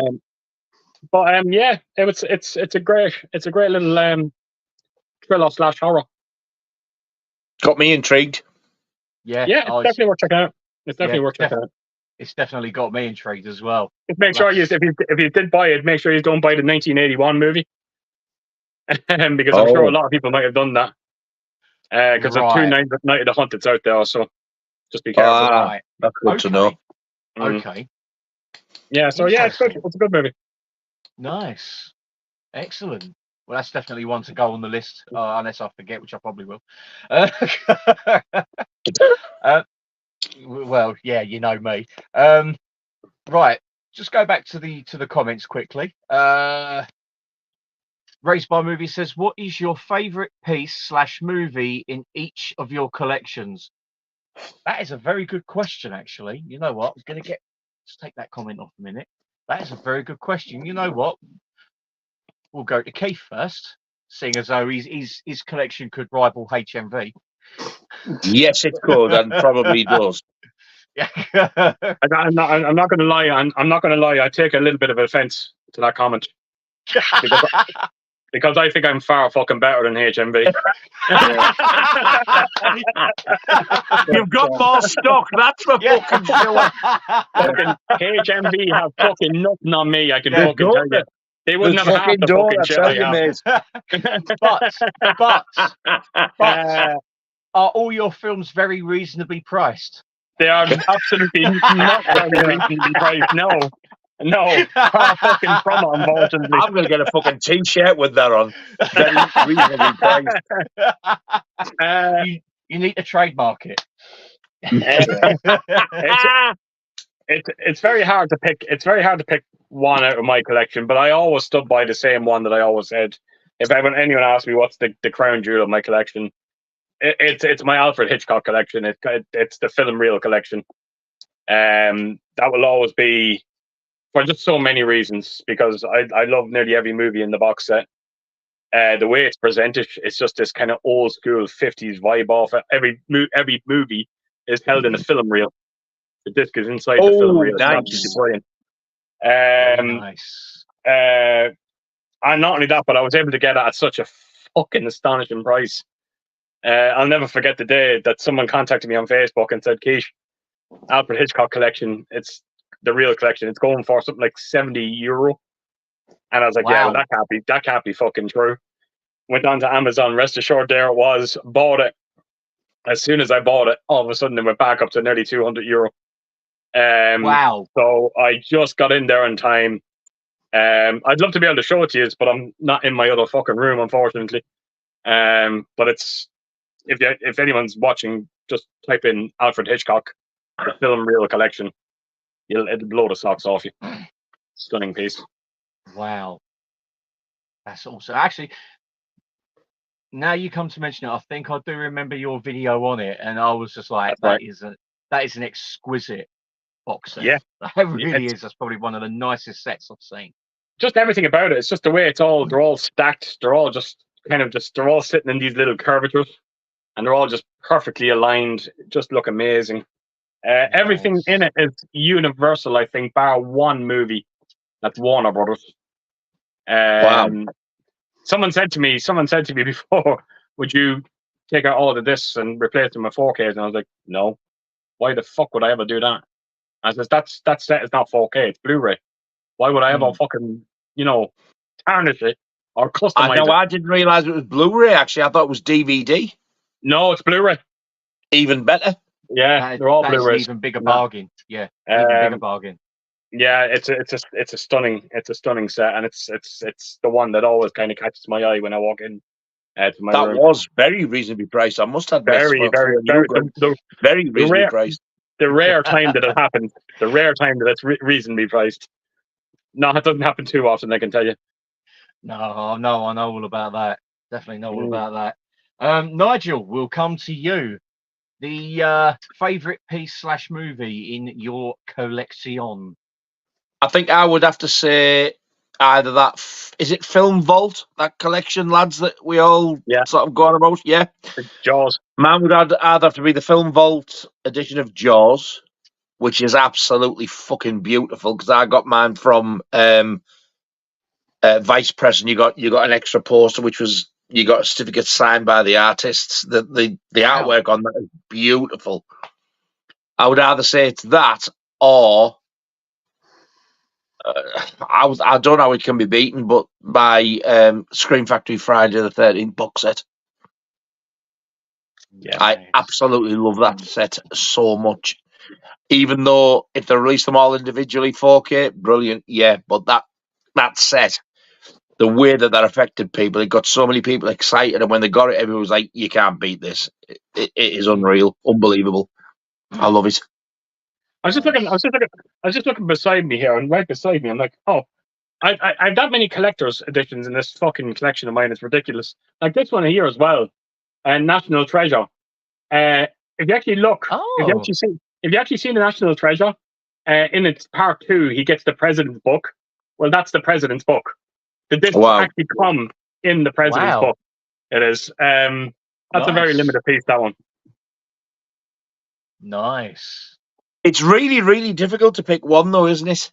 Oh, it's tough. Yeah, that is. I mean, again, this edition of Jaws, it's only Blu-ray, but you get that beautiful book, which is Martha's Vineyard Memories, or Memories of Martha's Vineyard. But even that is an absolutely fantastic set. It's hard to just pick one. Well, I'll tell you what, I saw 4. Oh, yeah, is that the one with the disc spins around? But the games have just begun. Yes, I remember that. I remember that. Yes, I've never seen that before. You know what's the most impressive thing about that box set? It must be close to 20 years old now, and the battery is still fucking working. That is unreal. Wow. Yeah, but they actually done That's another one. insane. They actually have that one there as well, and it's a cassette tape. And when you press play, it plays the music. I love that music. I Wow. love that music. That's pretty cool. That is pretty And there, cool. and there are some of my less collectibles, if I'm completely honest. I do actually remember the one with the saw blade. Yeah. I remember that coming out, and I was like, that's probably going to be a collector's piece in like years to come. And I was like, I've got to pick it Wow. up, and I never did, And now I don't think you can find it out in the wild for love nor money. No, it'd be tough. I'd say. I imagine it would be. Definitely, especially with something like that disc that spins around and like the voice and shit like Yeah. that. That's It'd be heartbreaking if it ever packed in on me. It'll be. I don't know if it's hard to change the batteries in them. I don't know where they even fucking go. I was just going to say, surely you must Yeah. be able to change the batteries on a set like that. Surely. yeah. I can't see it. I say it'll be a bit of an operation getting into it. I can't see them. So basically, it's a real life Saw game. It's like, I want to play a game. You've got to change the battery in this set. Oh no, I wouldn't like to try that now. No, I don't blame you. I don't blame you at all. Need to go for a pesh, as they say in Scotland. Fair enough. Right. Okay. We'll go to you, Andy. Favorite piece / movie in your collection? Yeah, there's a few. I'd probably have to go with for my top one, probably the VHS range from HMV. Got all 24 of them, and when they're all together, they just look absolutely amazing. Yeah. Shout out to the Forrest Gump film vault. That is stunning. Not film vault, film arena, I should say. And I'd have to give another shout out to the Arrow video store box set, the first one they put out. Yes. That's stellar. Yes. That is a good set. That is a very good shout indeed. There's so many. Yeah. There's so many. Yeah. Well, Arrow had an amazing year last year. Oh, apart from, I'd probably say the Chucky box set. I think everything else they released was amazing. yeah. Well, funnily enough, I think it was on the Arrow website. They knocked the price down on that Chucky box set. By how much? I think it works out to. I think there was the Blu-ray was like 70 or something, and I think the 4K was like 80 or something or other. Anyway, I can't remember how much it was off the top of my head, but it's still too expensive. Yeah, it's a shocking set. Yeah. Well, I mean, Absolutely especially after the video that you put out where it doesn't line up and the booklet is like all creased and that would spin my suede. That really would. It's ridiculous. Absolutely ridiculous. A horrible box set. Yeah. And besides them issues anyway, it's just a horrible box set. It is. It just looks the design. It looks a bit cheap and tacky. That's why I've just gone for the single 4Ks of 1, 2, and 3. Yeah, that'll do me. I'm not interested in the other ones. I should have done the same. Well, I picked them up between I think it was about 18 and 22 quid a pop. Okay. And that's with the slip sleeves. Yeah. As well. So, my picks. My favourite pieces. As you say, it's just so hard to pick. I mean, I've got a couple in mind. I've got the Tron box set with the light up disc with the stand. Yeah. And I think, hang on a minute.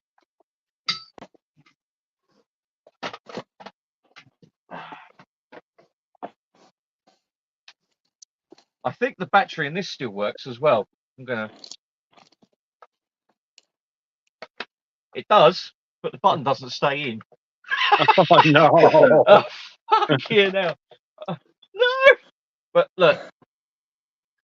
Yeah. Lights up and everything. That's a nice release. I like that. That is definitely one of the centerpieces in my collection. The other ones, I would have to say the German box set of Dune that came out this year with the I think it was like the 6 discs I done a video on it. It's like a really big box, and you got like Another one. comic book, 2 posters, a behind the scenes book, and 3 digipacks with the 6 discs in, and it's absolutely beautiful. You get the 4K, 5 Blu-rays. Nice. Yeah. And it's absolutely beautiful.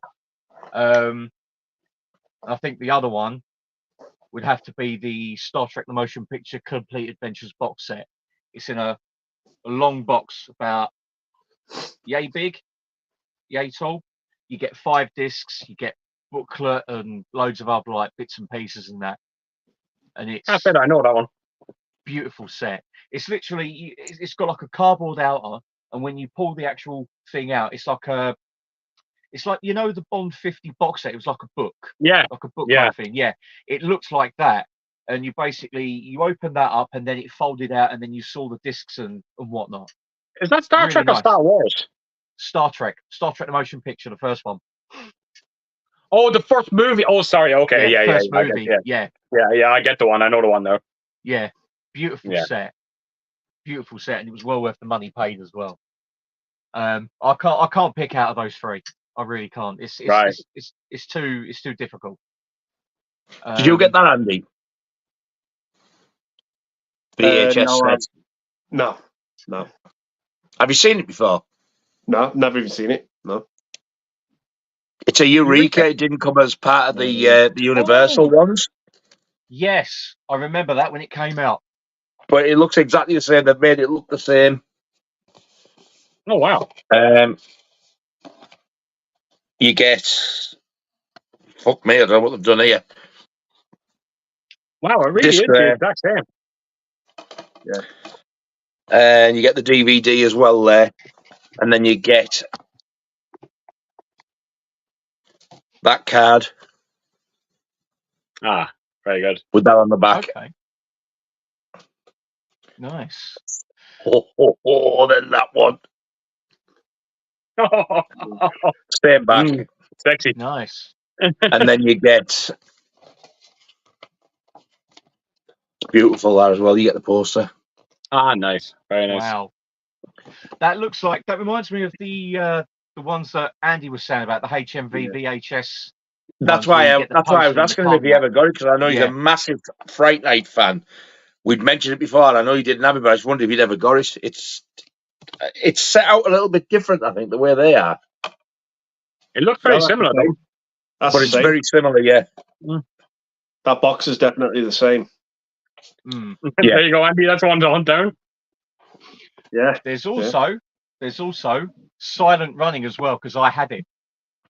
Oh, I had the VHS box, and I must admit I didn't go a lot on the film, but the actual packaging was really nice. I've never known them do that on the spine of it, though. No. Yeah. That's pretty awesome. That's of all the ones for you to not have, that fucker. Fright Night. Yeah. I want to keep my eyes open for you, mate. And if I see one, I'll get yours. Because it's definitely worth having. Yeah. I'll say it is as well. Right. Do last couple of a few of these comments, then we'll get on to the last part. Ellen Smith, which I believe is Mrs. Euphoria. Hello, me love. Mrs. Keith. Yes. Hey all. Hey, baby, how are you? Worst over the top scene in a movie.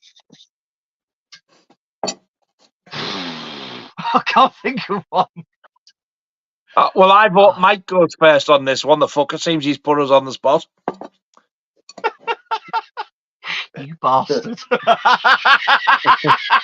See how you like them apples. You absolute bastard, and I like apples as well. Worst over the top scene. Worst over the top scene. You know what? As much as it pains me to say it, because I love the film, it's the bit in Dune when Francesca Annis and Carl McLaughlin are in the glider and they're trying to get away from Arrakeen or wherever it is, and the Duke basically bites the bullet, And when she says, "Oh no, he's dead," it's just her whole delivery of the whole thing was it was just painful, absolutely painful. She goes, "Duke Leto, he's dead." No, he's dead. No, it's like, oh, for fuck's sake. It's like, yeah, holy, that'd do it. yeah, holy crap. But the rest of her performance throughout the rest of the film was great. It was just that one bit, and every time it comes to it, I'm just like, you know, every single fucking time. It's just like, love, please, you could have, when you've done the overdub, you could have done it better. You really, really could have. And then you got Carl McLaughlin's response is just, I know, and he's just carrying on like nothing. It's like I would have said, you just put a little bit more heart and soul in it, love. You know, he's your husband. You know, oh, crying out bloody loud. Right, you know what? We're gonna go to Nigel next. Oh, what a surprise, eh? I'll get you back, you bastard. I've never heard a Cockney say he does that. Do what? Do leave off, knock out in the head, tit for tat, and all that shit. And then he goes, instead of going, "You bastard," he goes, "You bastard," like he's fucking, like a northerner. I've never heard it like it. You know what? I have you bastard. What? You know what? I do have a penchant for saying it like that. It's just for shits and giggles, you know. But do you normally say bastard? Yeah, I normally say bastard. Yeah. Yeah. But you bastard. I'm like, what the fuck? Yeah. It's just the way that northern people say bastard is a lot better, especially when Sean Bean says it before he dies. Bastard. It sounds nastier, doesn't it? Yeah. Nasty it really does. Yeah. It just sounds better. It really does. So anyway, bastard. Nigel, your turn. Anyway, bastard. Well, cunt. They say you are what you eat, so you know it's. No, I'm definitely one of them. I can't think of the particular scene, but I do have it in my head. But there's a couple in Commando when the explosions are going. And the way they explode, and like the people all over, it looks like they're fucking dancing midair. It's just really over the top. Whereas if it was an explosion, your body would just blow to bits. These are like, I'm doing fucking somersaults to make it look better. I am not dissing that film because I absolutely fucking love that film. But when they do it, I'm just sat pissing myself laughing. So I'm going to go with that Commando. Commando. Yeah. I have to agree with that as well. Keith? No, not Commando. Commando. Commando, bastard. It's kind of ironic because we're going to be watching this on Friday. Scream 5. You know what? I'm sorry if I'm spoiling it for anyone, but again, I have to say, I can't. There's no way of getting around it. But it is when Gail Weathers and Nev Campbell shoot your one at the end of it. They put bullet holes in her. She lands on a stove, catches on fire, and later on in the movie, she comes back and she starts running towards them all. And I remember being in the cinema going, I just looked at Ellen and I let her roar out of me, and the cinema was packed. And I said, this is absolutely fucking ridiculous. And one of so many reasons for why I hate the movie as much as I do. It was so ridiculously over the top. And it just fucking spoilt it for me. Absolutely spoilt it for me. And bear in mind, this is the one that kills fucking Dewey in the movie. Little dipshit. Yeah, it never sat I have well a with feeling you're going to look a little bit differently on Friday. Though. I do have a feeling you'll enjoy it more. I think I will as well. But I still think I'm going to turn around and say it's my worst of the series. You know, I can understand that. Yeah. It's just so many things let me down. You can even put in part fucking 6 in there as well. When they massacred your man at the end of it, one of the brothers, and then he comes fucking back at the end of it, and I was like, this is ridiculous. This has just gone beyond over the top now. It's like It's like anyone can get stabbed hundreds of times in these movies, and they can still come back. So it kind of. However, we've now got Nev Campbell and Kevin Williamson back. Yes, now it's going to be different. No more of these fucking fake outs. You No. know, so It'll be set in space. we'll have to fucking see. Yeah, so part 5 for me. That fucking ending. Okay. I've not seen it. I think I've only ever Sorry. seen up to part 4, but no, that's all right. I mean, I'll just literally just watch up to part 3 and that'll do me anyway. So I think that's as far as. I think you're the smart one. They are the best 3. Yeah, they are the best.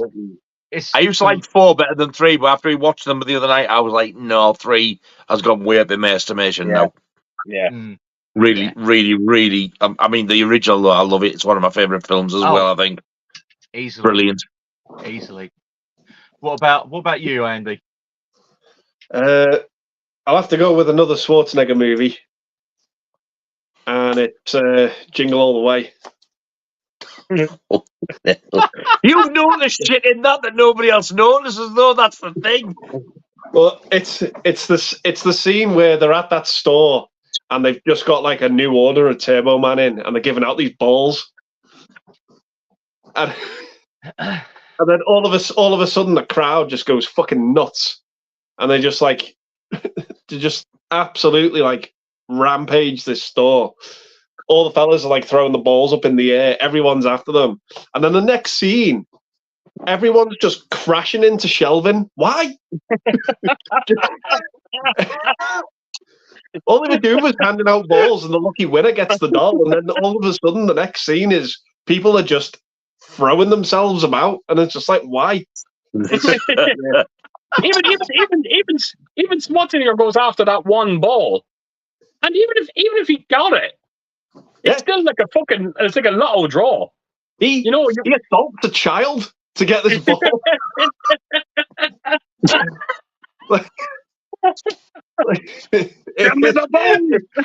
It's so messed up.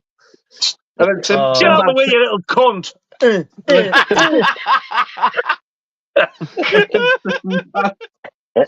Sinbad's got 2 of them, and it's like, get the mailman. I do like that film, but I have to agree that bit just makes it just makes me cringe. That bit, I just like. It's so, and then when he grabs the kid, and all the mums start beating the shit out of him, and he's like, "I'm not a pervert. I was looking for Turbo Man." It all makes me laugh when the women are hitting them with the tubes, and you can hear the tubes, the boom, boom. Yeah, you know, like it really fucking hurts them. Seriously. Jim Belushi's like, you're looking.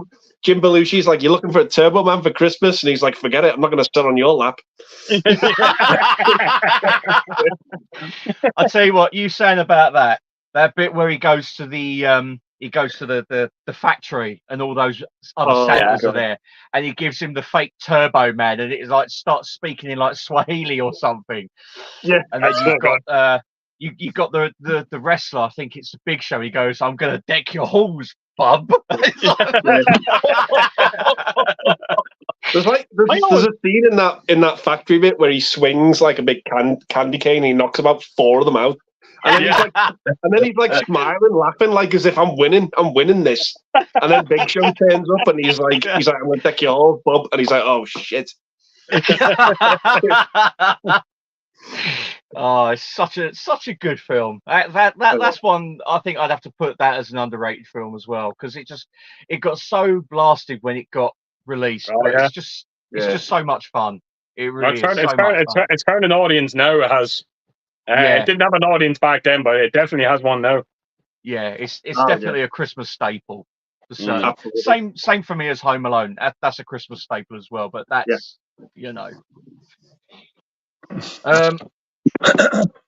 right, let's go. We've got some more comments. Cy Robinson says, "Hi guys, my hidden gem would be Cold Blooded. It's so good."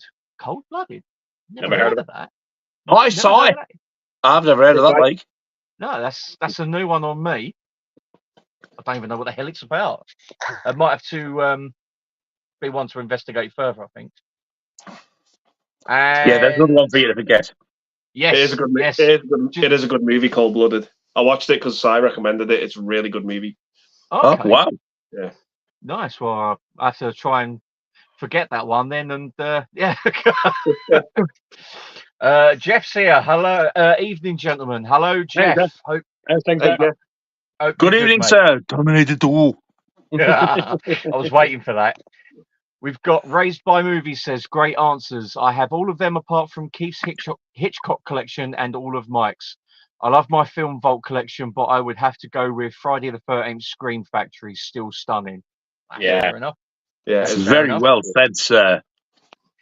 And Raised by Movies has also said the Chucky box set is reduced to 25 quid on Zavi for the Blu-ray version. Ah, interesting. Is that reasonably priced or still not worth it? It is very reasonably priced, but the Chucky films are a load of shit, so avoid. I don't know. You know what? The first three are actually very enjoyable. I think. I've got the original Universal box set now. I've got it out there. It's going. I don't want it anymore. I don't watch them. Wow. That's fair enough. That's fair enough. Bogey Cat Productions says, couldn't join at the start of the stream. Hope it's gone well and you are good. Yes, it's gone very well indeed.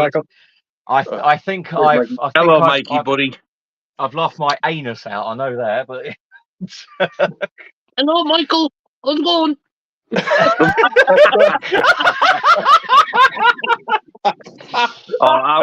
Mikey's such a lovely bloke. I love him a bit. He's got the greatest Evil Dead collection you could ever wish to see. Yeah, absolutely. Excellent.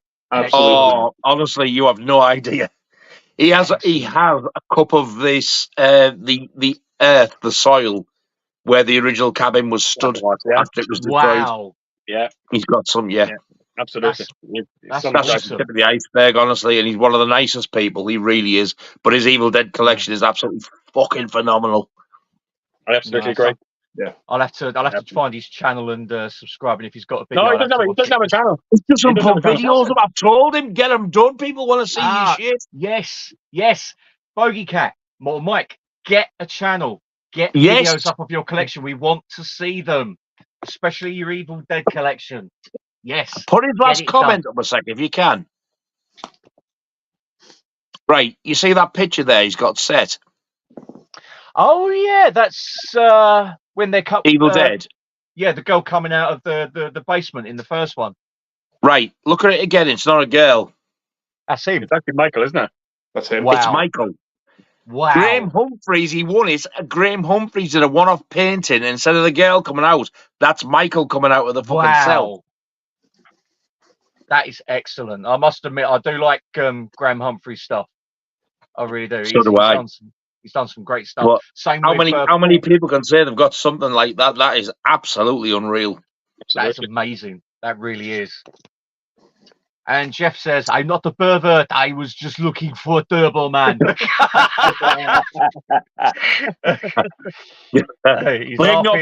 Bring your toy back to the carpet. He says he loves Jingle All the Way and Terminator 2. Love it, Nige. Excellent. Right.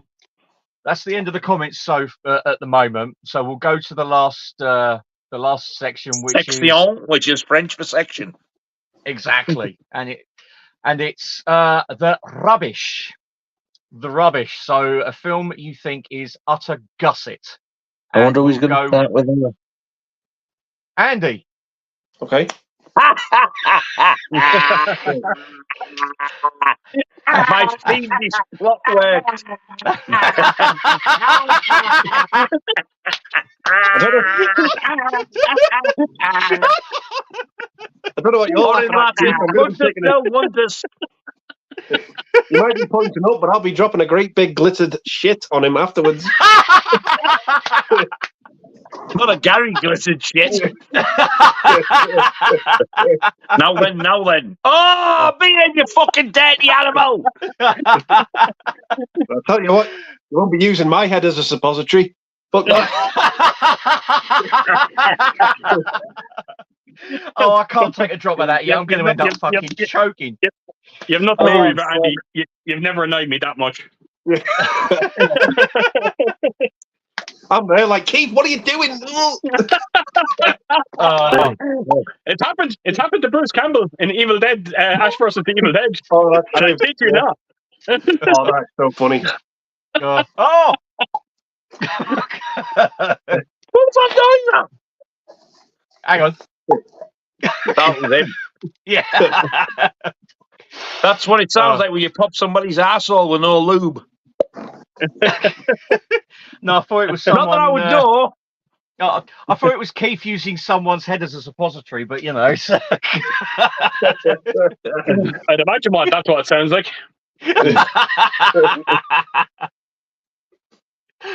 Oh, sorry. Oh, I'll tell you one thing. I would rip the balls off myself with that. Oh, fucking hell. Scratcher? I scratched my back amongst other things. Yeah, fuck yeah. Oh You've God, all that's done oh God, that's a vision I didn't really want. Oh, yeah. Hey, it's a panroni. Anyway, Andy, The Rubbish, the film that you think is a load of shite. Shite. Yes. Quick and simple, I'd have to say House 4. That maybe fucking awful. It is bad. I can't remember anything about it. It was just at least House 3 got a chuckle out of me, but House 4, man, holy shit. Oh. That is such a fucking dull film. It is so boring. I can't even I think they got the original actor back from the first one. He couldn't save it. It is just a terrible, terrible horror film. Yeah, absolutely. Terrible. You know what? I've got the box set and I still haven't watched them yet. I've got the fucking 4K box set and I couldn't bring myself to watch it. They brought a 4K box set? Yeah. Did you not see my 4K box set of it? No. No. You've never seen it? It's an Arrow. No. It is. Wow, I didn't know there was one. It's German sensationally rare. It's very, very rare. There's only around 700 copies of them. Wow. Yeah. It comes in a huge book, and the pages are basically all the media books of the movies. Yeah. Oh, wow. You've never seen that. Very fucking tasty. Oh, it's beautiful. Even the artwork, the book is made of leather, and the artwork is etched into the leather. It is. Just, oh my God! Wow, that's it. That is exquisite. It cost me €200, but it was worth it. That's got to be German. It's German. Yeah, absolutely. Very reasonably priced. Very reasonably priced. I got him. I saw the bottle come up. I saw the bottle come up, and I went, "Yeah, I'll get him."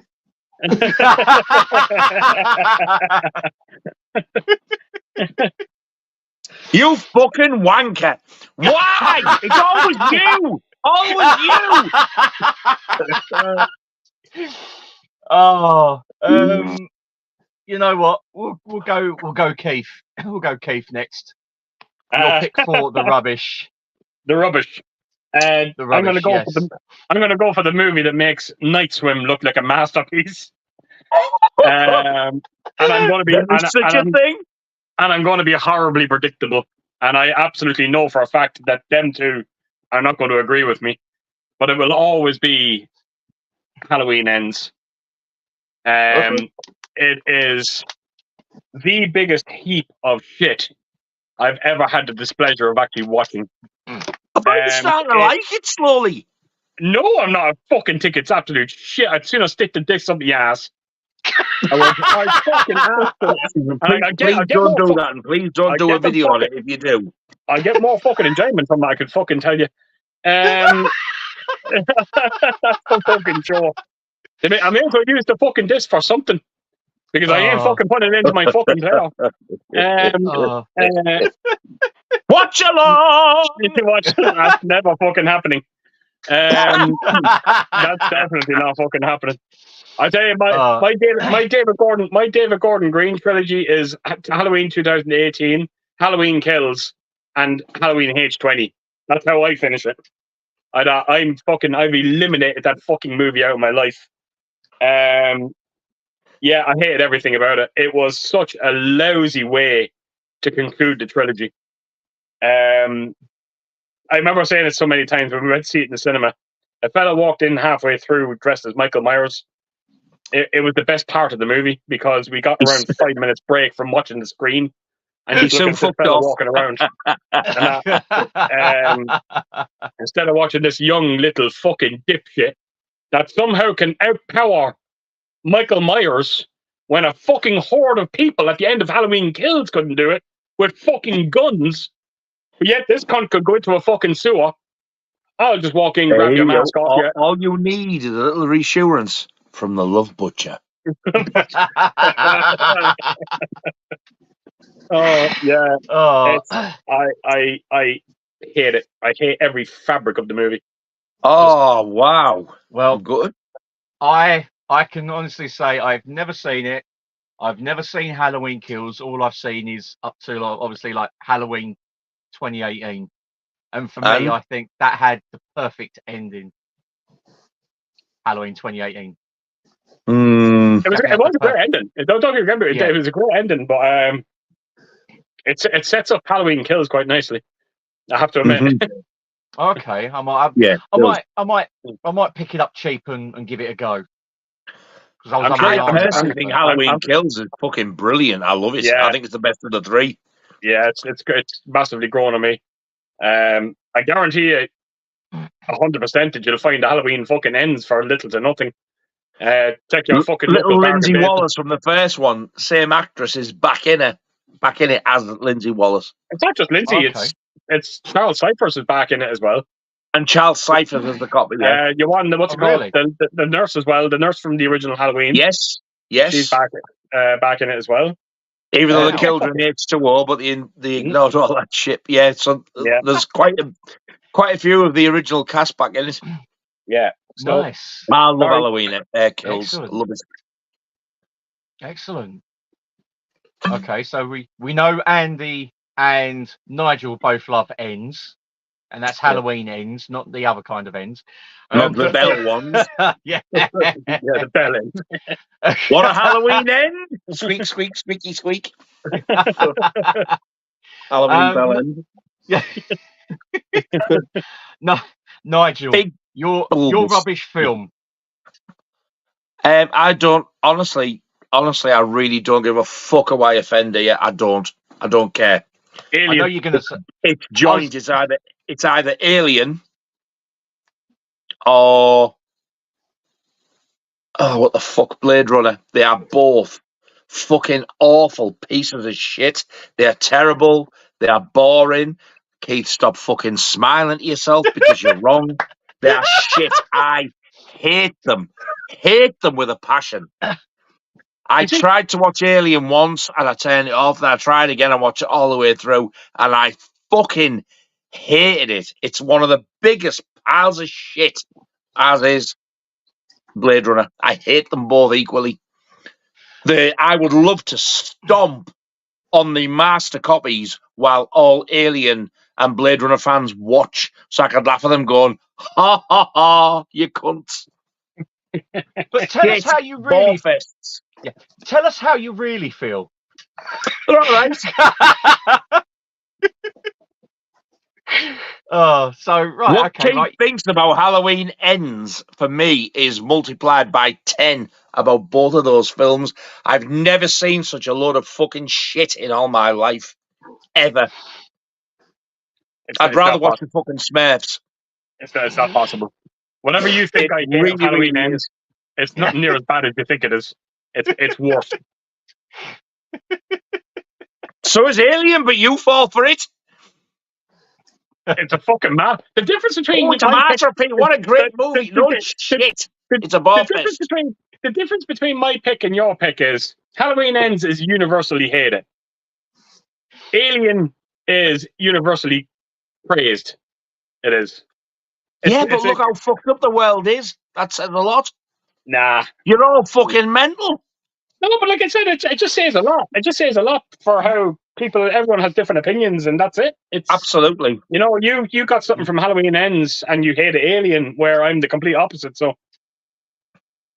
And Blade Runner, Jesus, I've watched Blade Runner twice all the way through. I even bought it to give it a second chance, and I couldn't get it out of the house fast enough. I was like, no, that is fucking awful. And I've got to say, I wanted to like Blade Runner so much.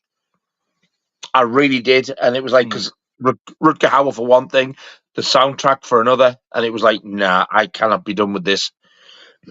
An Alien, I was watching it, trying to convince myself this is not a science fiction film; it's a horror film. How the fuck I kept it on without falling asleep, I don't know. It was like, Jesus, this is awful, and I just don't get it. No, that's understandable. As Keith said, if we all like the same things, it'd be pretty boring.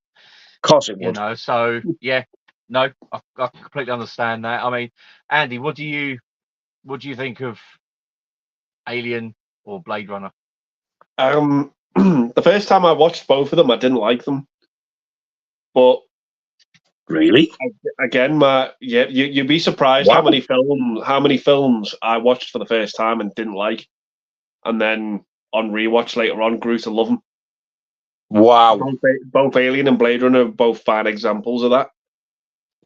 I really couldn't stand them. I couldn't get on board with them. I thought Alien was slow and boring. Same for Blade Runner. Just couldn't gel with it. Now I think they're two of the best movies ever made.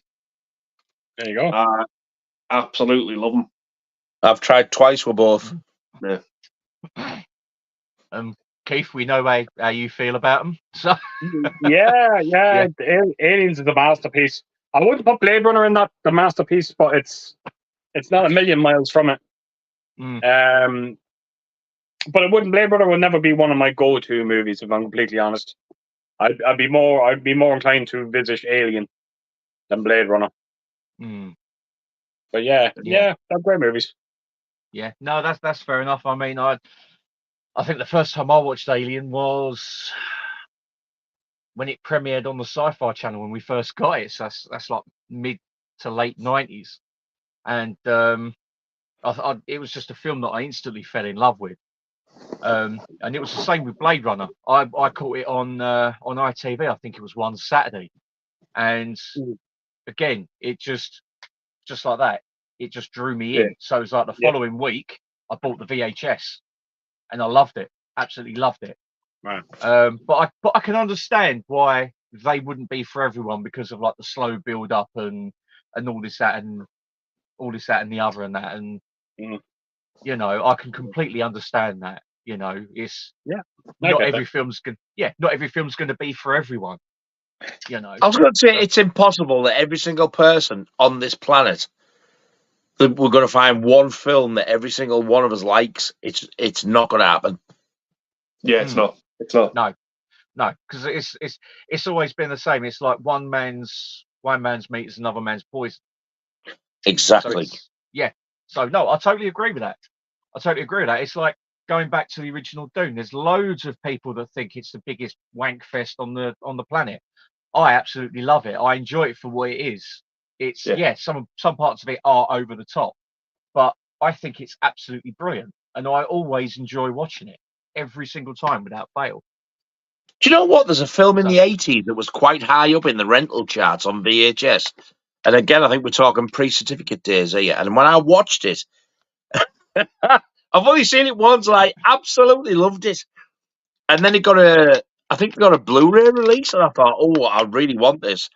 And the amount of people who were saying how bad it was, I was like, I watched the same film here. It's about it's like kind of like Stone Age people called Quest for Fire. Yeah, I've heard of that. Have you ever seen it? Yeah. No, I haven't. What did you think of it, Andy?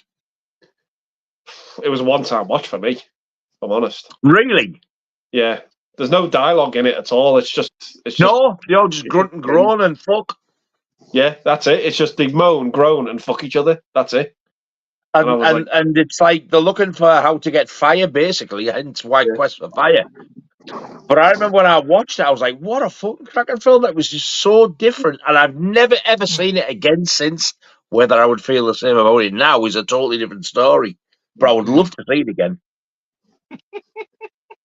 I'm certain it has had a Blu-ray release, at least in the States, possibly. Yeah, I think it has. I think it is just a US release, but yeah, I'd watch it again. Like, I'd probably watch it now and go, "What a fucking pile of bilge." It's always the way. I mean, it's like when I first watched the original The Fog, it didn't resonate with me whatsoever. I didn't like it. Why? Well, I've always like that. But I watched it for a second time. I thought, you know what? I'll give it another go. And I sat there, watched it again, and I was like, actually, that's pretty damn good. And now I love it. It's easily in my I'd say my top 5 or at least top 10 John Carpenter films. That's why without a shadow of a doubt. That's why whenever we kind of touched upon this last Friday. That's why whenever if I kind of badmouth a movie, and someone always turns around and says to me, "Oh, why don't you not get rid of it then? Seem you don't like it." And I was like, because I'll probably feel different on the second viewing. Yeah, exactly. That's why. Exactly.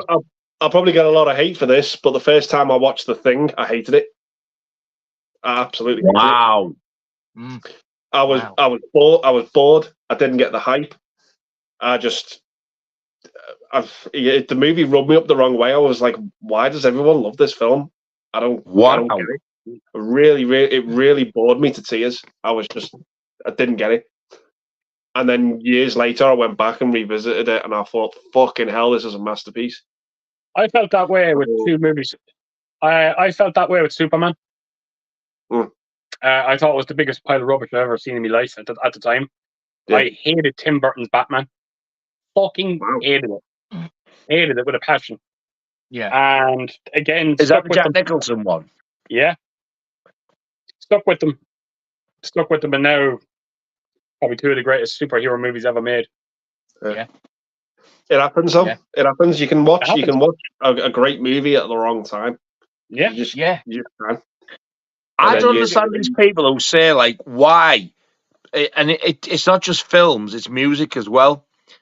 They always say, like, why do you have to listen to something or watch something so much? It's like you're forcing yourself to like something, and it really isn't at all. It's not. It's because you're thinking, hang on, I'm going to give that another go, and I might like it. And if you like it, you fucking like it. You're not forcing yourself to do anything. You've given a couple of goes, and if you like it, excellent. Yeah. If you don't watch it again.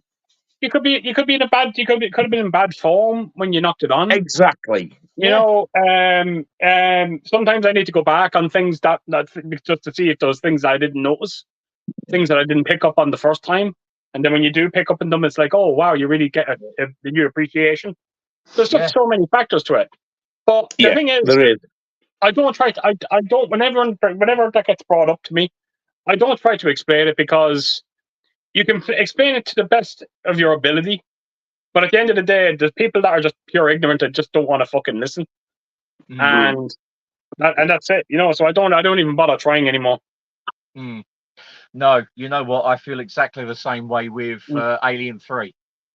You know, there's loads of people that turn around and say, "I'm not going to watch it because of this," and it's like, well, get past that, watch the rest of it, because the tone is more in keeping with the first film, and it's more kind of downbeat, which is what the Alien films are to a certain extent. You know, but I mean, when you get, because I was on an aliens page on Facebook, and every time someone brought up about Alien 3, they said, like someone said, I'm not watching that pile of shit because such and such happened, and you know, and it's like, well, what about the rest of it? Oh no, I turned it off as soon as I found out about that. Well, watch the rest of the film and see how you think about it. Oh no, I'm not doing that. Blah blah blah blah stuff. It's like Halloween 3 all over. No one would entertain it because Michael Myers wasn't in it. Yes. And what they didn't realize is they were passing up on one of probably the greatest horror movies ever fucking made. It's that good. Yes. And very probably the greatest Halloween film ever made, like Halloween night based. Yes. Yeah. That's one thing me and Nigel don't think will ever. Absolutely fucking amazing, that film. Yes. Love it. I think until the day we fucking die, I think me and Nigel will always have Halloween 3. And Andy, I think you're the same as well, are you? It'll be always your go-to Halloween movie on Halloween night. Yeah. Yeah, You know what? Sorry, Halloween. I Halloween, couldn't go through Halloween now without watching Halloween 3. I couldn't do it. Yeah. no. Yeah. Halloween night for me consists of Halloween, Halloween 2, and Halloween 3. I watch all three of them back to back. I've got 5. I do 5. I do. It used to be the Fog, the first 3 Halloweens, and then Trick or Treat. But I've kind of put in the Fog now to the day before Halloween, and then I That's a replaced good it with idea. Hellfest. Yeah. But, yeah. Very So I good do. idea. I need to watch Hellfest on Halloween. Yeah, I do. I have a penultimate night. Me and Alan do. We've been doing it for years now. Where the night before Halloween, we watch The Thing, The Fog. Believe it or not, Scary Stories to Tell in the Dark. We put that in there. We fucking love it. That's a good one to watch. I think we put Haunt in there as well. Another good one. Yeah, so that's what we kind of watch the day before. Interesting. Halloween, normally I will always watch the original. Depending on time, I'll watch Halloween 2, but I'm like you, Keith. If I don't watch Halloween 1 and 2, it's like there's something missing now because I know it's there. But if I have to, I'll miss Halloween 2 out and do Halloween 3, Trick or Treat, and Tales of Halloween. I will try and do all 5 depending on how early, but I cannot miss out. Out of all of them, I cannot miss out Halloween 3. That's the only one I cannot miss out. I love it, like, because we it's a weird thing, but we watch everything, as you know, we watch everything in the pod. But on Halloween night, we come into the house because we want to be around because we decorate the house like crazy. Yeah. We do. And we just want to be sitting amongst all of that, watching all them movies as well. It just elevates everything for you. Do you ever get any kids knocking at the door? Oh, the kids don't realize how much they heighten our enjoyment of Halloween, because at around 5:30 on Halloween night, that's when all the trick or treaters start. It will go from 5:30 till around 7 non-stop. Non-stop. We'll have kids, and the atmosphere outside is just absolutely incredible. There's people everywhere. Wow. And then when 7 o'clock comes, it's like, okay, this is my time now, me and Alan's time. We close everything up, lock everything down, and grab a few beers. Bang, let's get on with Halloween. Yeah. The thing is round here, because it's quite secluded. The last few years, we've gone and bought the sweets and opened the curtains, and we even carved the pumpkins because one of our nieces used to stay over. And we got nobody. But before that, we were lucky to see 6 or 7 people. Yeah. 2 years running, it was good. I was like, oh, this is fucking brilliant, this. And then, they just stopped. I think it's because we're in a bungalow, it's all older people apart from us. Yeah. They must think, oh, we won't go there. But normally when we've got stuff, we will open the blinds, put the pumpkins in the window that we've carved, and then we'll put decorations in the window as well. I done it one year where I dressed as Michael Myers. And the kids opened the door. Fuck that shit. If I'd have opened the door, I'd have fucking ran. The kids opened it. Ellen would open the door, and I'd be behind Ellen, just standing there looking at them. Do you ever do that? Oh, yeah, of course you do. Yeah. Absolutely. You have to. Excellent. Oh, fuck. Excellent. Yeah, they shouted in Master of Leather Thong. No, I must admit, I adore Halloween 3.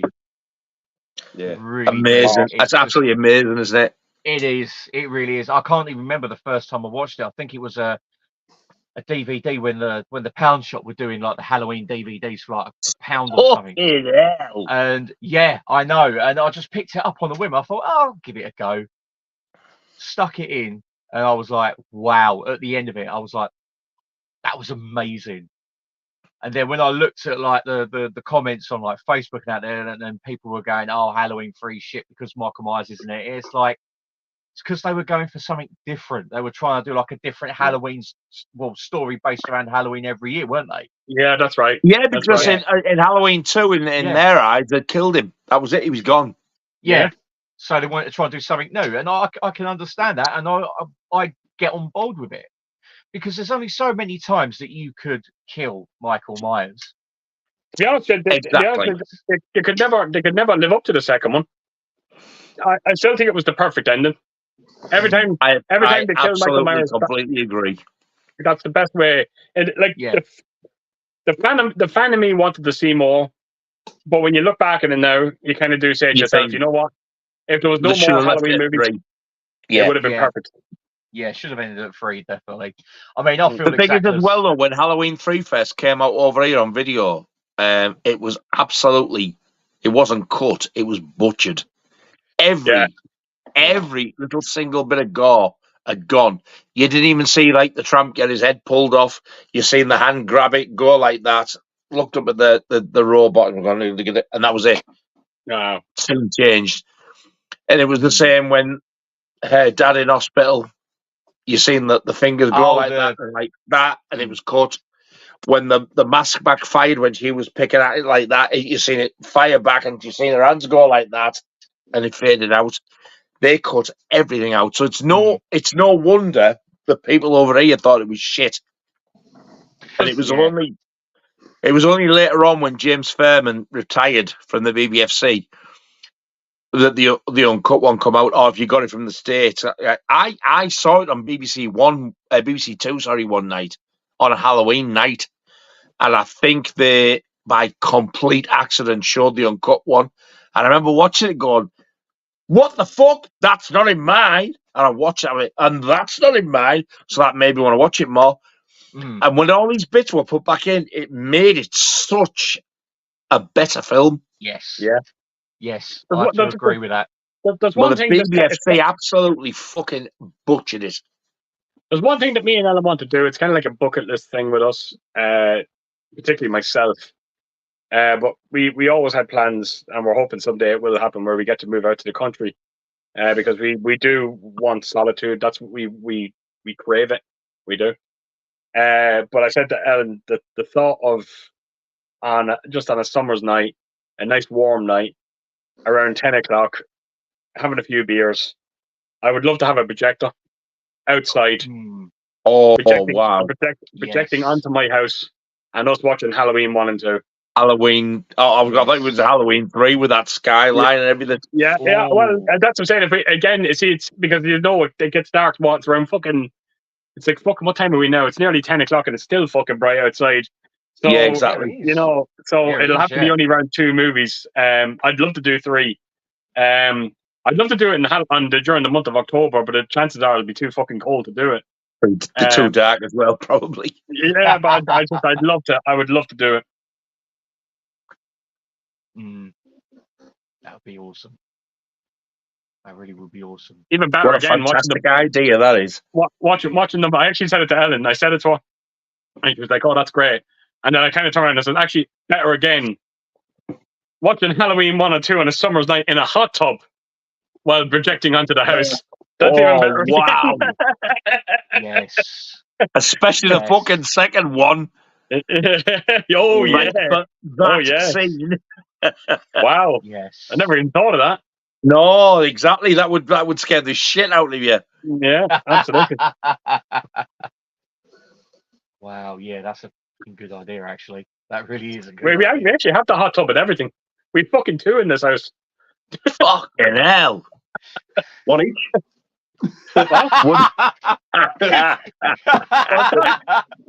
What? Oh, that's excellent. Only him would come out with something like that. One each. Watch your own film so you can fuck off. I'm watching what I want to watch. Picture Keith in his hot tub wearing the Michael Myers mask. Just sat there like that. Oh, brilliant. That's so good. That's so good. Keith Oh, Myers and Michael Euphoria. Michael, you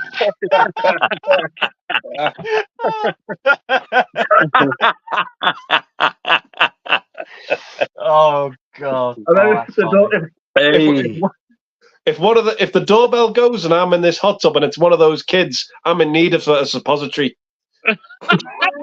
Oh, are you fucking kidding? That little bastard, that little bastard is joining me in the hot tub. I don't care how shady that sounds. You bunch of cunts.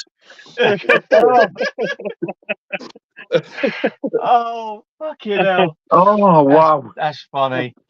Oh, right. And Andy, did you pick your rubbish film? I can't remember. Rubbish. Yeah, it was House 4. Yeah. House 4. Yeah, Right, yeah. okay, right. So, right, okay, right. It's my turn then. Right. So, the last film, the one I pick. Oh, fucking hell. Treasure of the Four Crowns.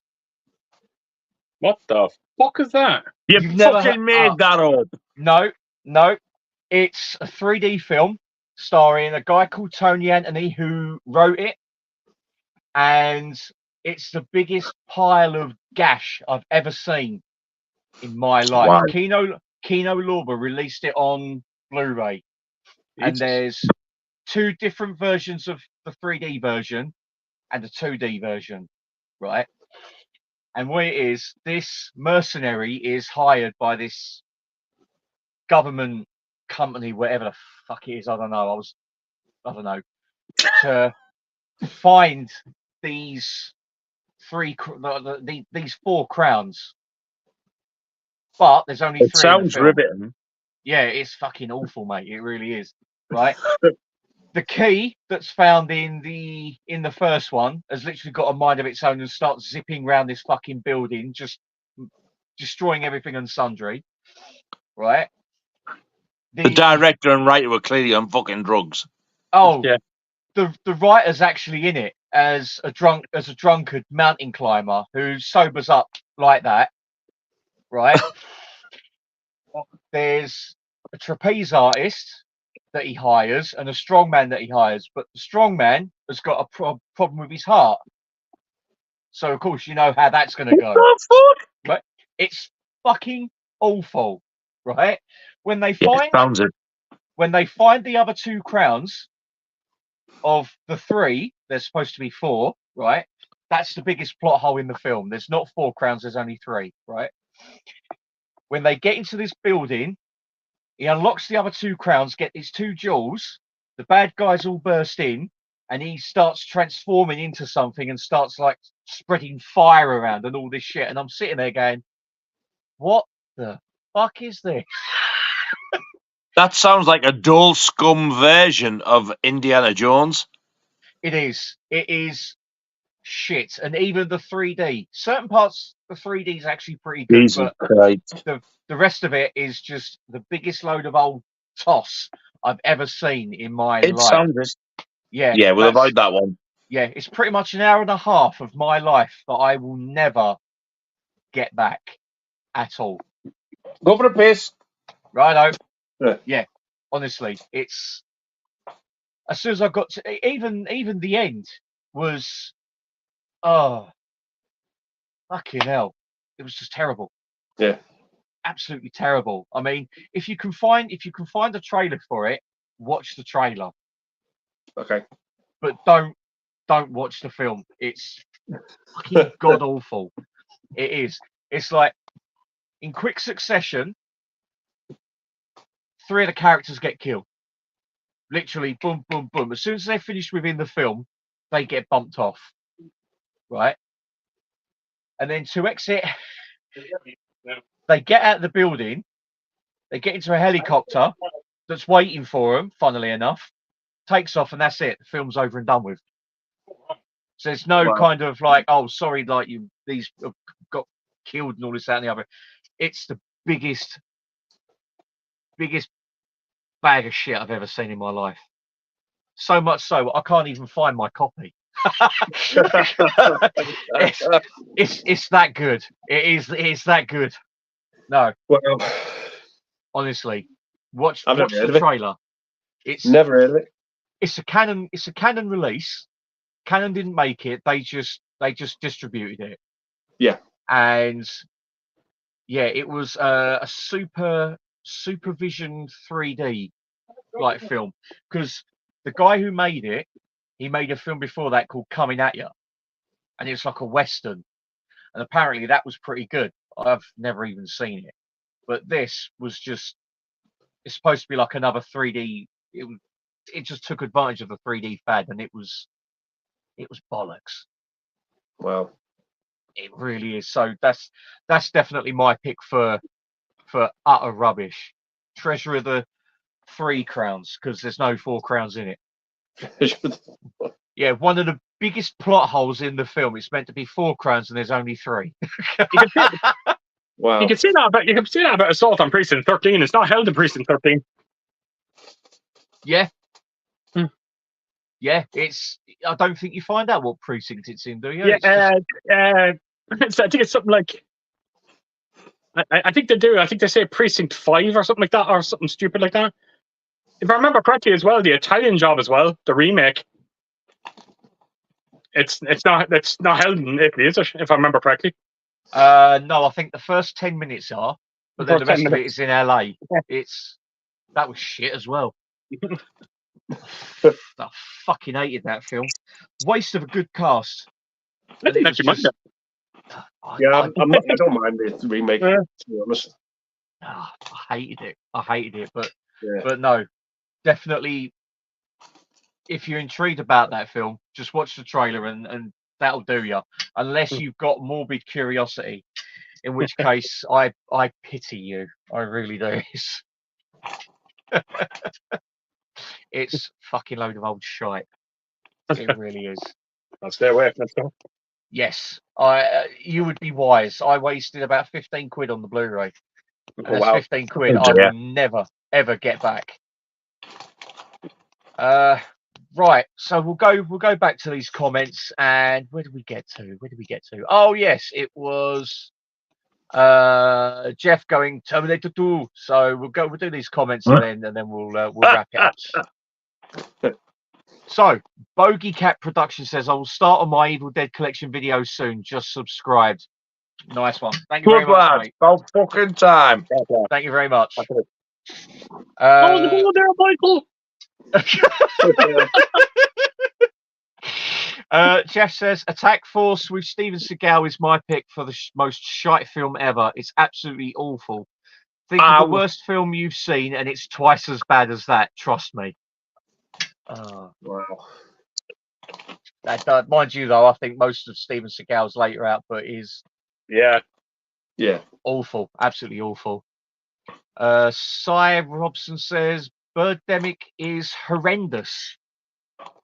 Never heard of it. Birdemic. Yeah, The title bad enough. I've seen some of the effects in that film, and I can't believe that it got released. Wow. It's that awful. It's the effects of that awful. Yeah. I have heard of it, but it's not really piqued my interest whatsoever. Just nah. Jeff says, I haven't seen Halloween Ends since sadly watching it at the cinema. That says it all, really. Haven't even picked it up on physical yet. That's fair enough. Can understand that. Yeah, Keith, couldn't agree with you more on Halloween Ends. Sorry, that's Raised Bar Movies. What an absolute pile of wank to finish the trilogy. I know. Cy Robson says, Exorcist Believer makes Halloween Ends look like Citizen Kane, in my opinion. I agree with that. I like both. I've not seen Exorcist Believer. I've seen many people say that it's good. I've seen many people say it's crap. And It's actually really, really good. Actually, I don't get the hate for that film. Okay, I might pick it up on like cheap on Blu-ray just to give it a go. I would. Mrs. Euphoria Pictures says, good to know we won't be watching that again, Keith. Should be happy with that. Which one does she mean? Halloween Ends. And she also says, Behave yourself. But she says, but you'll love Aliens, Nige. There we go. I won't. We'll never know because the first one was fucking wank. It's coming. Cy Robson says, I'm surprised Nige didn't say Big Trouble in Little China. I'd rather watch that again than Alien. Put it that way. That's how bad it is. Big Trouble in Little China is a classic. And Absolutely. Jeff says, shh, don't, Cy, don't push our luck.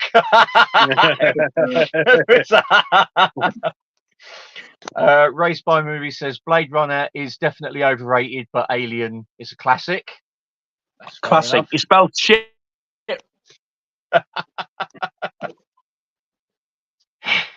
Oh, Look at the picture that Nigel was frozen on. he is like. Jeff says, agree with that. Raised by Movies. Can watch Alien any day, but haven't rewatched Blade Runner in years. Watched it once and liked it, but not one I would ever rewatch over and over. Again, I can understand why it's not some people's cup of tea. Raised by Movies says, yeah, same. I'll watch. I thought he'd actually fucking froze. How long did he hold that? I'll tell you what, Keith, if you do that, we'll know you're still with us. I was like thinking, oh, he's froze. And as soon as I thought it, the cut moved. Jeff says, I actually did have the same reaction to The Thing the first time as well, Andy. Guess it was too hyped up because everyone was like, it's amazing and so scary, etc. And I was bored. But nowadays, I effing love it for sure. Yeah, I'm the He says it's a true masterpiece. It's weird how a movie can go up or down in estimation on rewatchings most of the time. Yeah. It's also weird how things like Alien and Blade Runner can stay shit no matter how many times you watch it. I find that very interesting. That may be true, but you're also a tasteless cunt. Yeah. Actually, I think you'll find it's not me that's the tasteless cunt. it's every fucker who likes them, and I don't care whether it's a majority or not. You brainwashed, tasteless cunts. fucking the love butcher. Would you go and stick that up your fucking ass? I think you'll find that the love butcher would stick it up your fucking ass. He's not called the love butcher for nothing. You better lube your ring. You better lube your fucking hole, Keith. The love stranger and never take sweets from a butcher. And the one with that wonderfully politically correct title, Dead Kids. Dead Kids. Oh my god. Oh god. Jeff says, yes, Tony Anthony. He should have stuck to his spaghetti westerns. He did another 3D film in the 80s called Coming At You. Yeah, he done that one first, I think, from what I read. Read of that. He says he was one of the front runners for bringing back 3D movies in the 80s, though, I believe, which resulted in Friday the 13th 3D and Jaws 3D. Yeah. Yeah, I mean, I must admit, as shit as Jaws 3D is, I must admit, I get some kind of... I do. It is a guilty pleasure, even though it is shit. Yeah, I'm the same, but the 3D does make it fucking better. If you've got a 3D telly, it looks amazing, the 3D. But the film is definitely the worst of the four. People say Jaws the Revenge is the worst film ever made, and I think, no, you've spelled Alien wrong. Because Jaws the Revenge, to me, I fucking love it. People go like, oh yeah, live a shark and swim to the Bahamas. Yeah, as I look up at the sky and look for a bloke flying in a red thong. You thick fucking cunts. That's all I'm saying. As Vic Reeves says, the people who slag off Jaws the Revenge go and suck Batman off. Batman's not real, you fucking assholes! I forgot what I was going to say now. People boil my piss with their fucking stupidity. Oh, superheroes this and superheroes that. But a shark swimming in the Bahamas is stupid.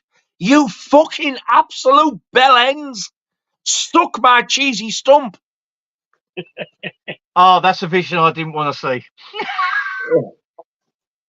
What did he say? I'm Let going to me have. shit in your face. It might make you see sense, you fucking assholes. Oh, that's definitely going to replace the whale in my nightmares. But moving on. I'm getting the slight vibe of Nige. He doesn't quite like Alien. Yeah, Yeah, I don't know. I'm not a fan. It's great. It's great to hear I'm not the only one that's picking up on that. Yeah, I'm sort of picking that vibe up as well. You know, I think you should get it. I think you should get it off your chest, Nige. Say how you really feel. oh no, I we've don't already want done to that. because it might upset people. Yeah, I like to stay quite sort of calm and reserved. bullshit. Did you not have over 1,000 subscribers? Sorry. Yeah. Did you not have over 1,000 subscribers? Yeah, they've all fucked up. No, they haven't, because they agree with me. They know Alien is shit. Well, you know what? I've got 128. Yeah, well, 129 now. But Jalapeno J says Arrow video sales starts tomorrow. Does it? Fair enough. Any titles you guys are eyeing up? No. I don't know. I don't know. Because we're all waiting for fucking the Hitcher to land and we can't afford everything. Yeah, That's very true. that's Very true. true. We're all That waiting is to very go, true. bye. Yes. I must admit, part of me wants to get Flatliners on 4K, the original one. Looks good. It's a very, very good film. I must admit, the like first I've time I only watched ever it, seen that once, and it was on the VHS rental days. All I can remember is I actually enjoyed it. yeah, see, the first time I watched it was the original Columbia Blu-ray. And I must admit, after about an hour, I turned it off. But then we watched it on Laserdisc when I was in the States. Jen actually said, we're going to watch it. We're going to sit down and watch it. I loved it by the end of it. It literally just clicked. Wow. And again, it's the same thing of it could have caught me on a bad day. You Then had I a wasn't really Laserdisc feeling it. player. Laserdisc, yeah, we got a Laserdisc. Yes, so Actually, did I. I had Friday the 13th, parts 1 to 9. And now they would be worth shitloads. The horror laser and discs are worth a when hell I of a lot. split it with my ex, I didn't get them, and she just let them go for pennies, as far as I know. Oh, fucking I hell. wish I still had them for the That's bad. artwork alone. It's like having a 12-inch record, but with the Friday Yes. the 13th film posters as the Yes. artwork. Yeah. And I'll tell you what, that actually brings back what I was going to say to you earlier on. There is a Jaws laser disc in the Universal Signature Collection in a box, and I I had think that. it comes. Oh, you've got it. No, I had that. That was Oh. another one that fell foul to the. I think that's one of the hard ones to get now, especially complete with the book and the soundtrack, because I think you got those with it. Yeah, that's the one. Yeah, I had Yeah. Iron Maiden Raising Hell. That went, and I was on the front row for that one. I had Jaws 1, 2, 3, and 4. I had The Shining. I had the Texas Chainsaw Massacre 1, 2, 3. Wow. Oh my god! I had Scream Unrated, which has never been re-released to this day. Which is it's basically more towards the beginning. You see more of the Casey Becker murder, and then the stabbing of the two lads at the end. Yes, that's all gone. It's never had a re-release since. Yeah, that's one of the what else laser do they discs have? that we have. That's one of the laser discs that we've got. Oh Scream wow, that is. I'm so jealous. I had From Dusk Till Dawn, like Twister. I think we've got From Dusk Till Dawn on the DTS, the DTS version. Wow. We've got, what else have we got? We've got quite a few. Actually, I say we've got quite a few. We've got about 3,000 of the fuckers.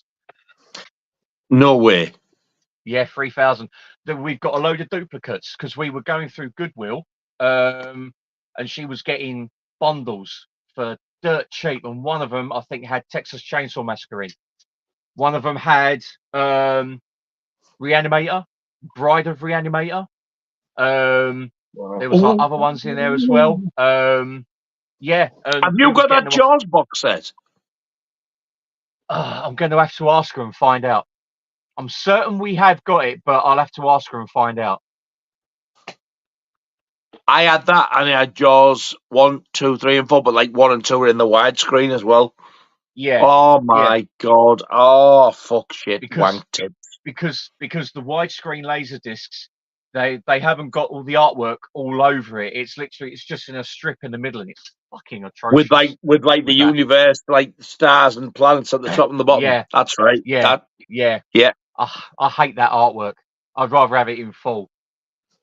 But yeah, See, I loved it because the sea where the shark was stretched out.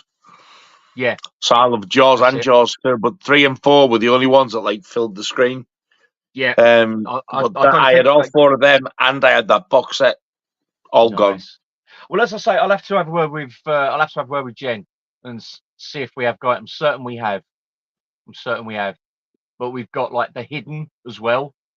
Wow. Both versions of Life Force. Got quite a few canon films: Delta Force, Invasion USA. I think we've got Death Wish 4 and 5. Fucking hell! I didn't even know they had limited releases. Yeah. Wow. We've got, what else have we got? Got some other heavy. Oh yeah, we've got Evil Dead 2 with the blood red laser disc. Army of Darkness. Oh my fucking god! Fuck Army of Darkness! Give me that red disc. Wow! I didn't know that existed until this year. All last year. Yeah. Evil Dead 2 blood red disc. I think it was limited edition, but the Army of Darkness is just a standard one. Oh, we're talking collectible shit now. Yeah. I'll have to. I think I've got some photos. I'll have to send them across to you. But, it looks shit in your house. You send them me. I'll look after it for you. I don't think Jenna like that very much, especially with the postage from the States. Are you in the States? No, Jen is. I'm in the UK. Oh, I was going to say, fucking hell, I'm not. Yeah. I'm sure the postage for them will be very reasonably priced. Oh no, it probably won't be. Let's just say a small box to send over to. I thought Keith was on the stream tonight. I can't see him. There he is. There's my fucking Andy goes. Now. Oh, and the last comment is Michael Caine is the best thing in Jaws: The Revenge, and that's Cy Robson. I must admit, I have not seen Jaws: The Revenge. The only bit I have seen was when Mario Van Peebles literally gets chomped, and that's literally it. Oh, he deserves it. He's a pain right in my fucking hoop.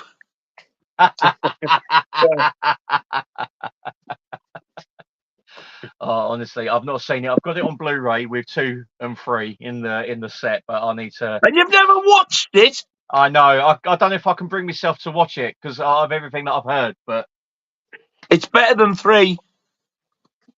Yeah, it is. Trust me, it's better than 3. Yeah, it's far-fetched. But you tell me that Spider-Man and Superman are based on a true story. Fuck off, you superhero fan cunts. No. It's more enjoyable than Jaws 3. I knew that'd start him off again.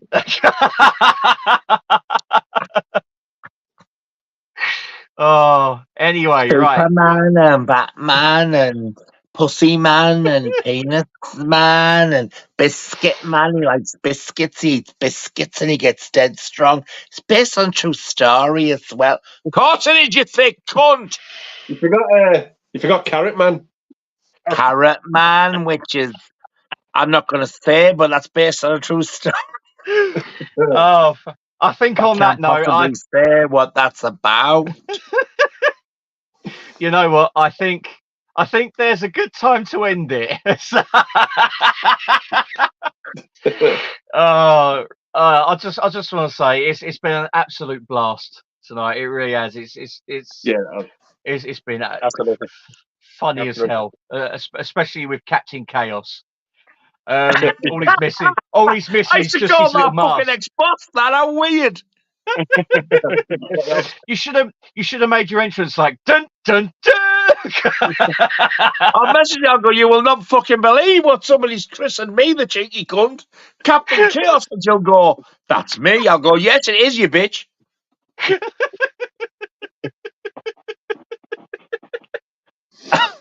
How weird. Oh, fucking hell.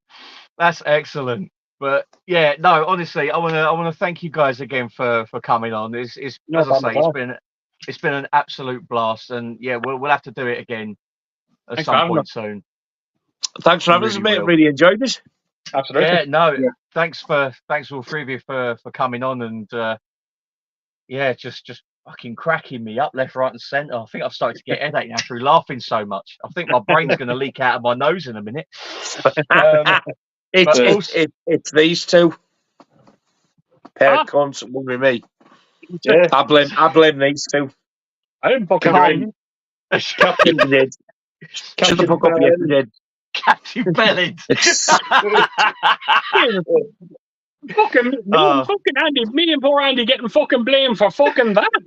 You fucking what? Just shut the fuck up and take it. It's these two cunts. Yeah, no, I don't believe that for a second, Nigel. It was you, mate. It was you. No. What are you trying to say, League? You're a bastard. That's what you are. Anyway. Again, no, a bastard or a bastard. Anyway, tasteless smell. He doesn't like alien.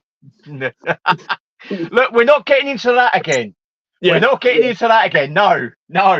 It's all right for somebody from London to say bastard, so fucking say it properly. You can. All right, then, bastard. There you go. Anyway, thank you all very much for tuning in and all two of you. Yeah. See what I did there, lads. Brilliant.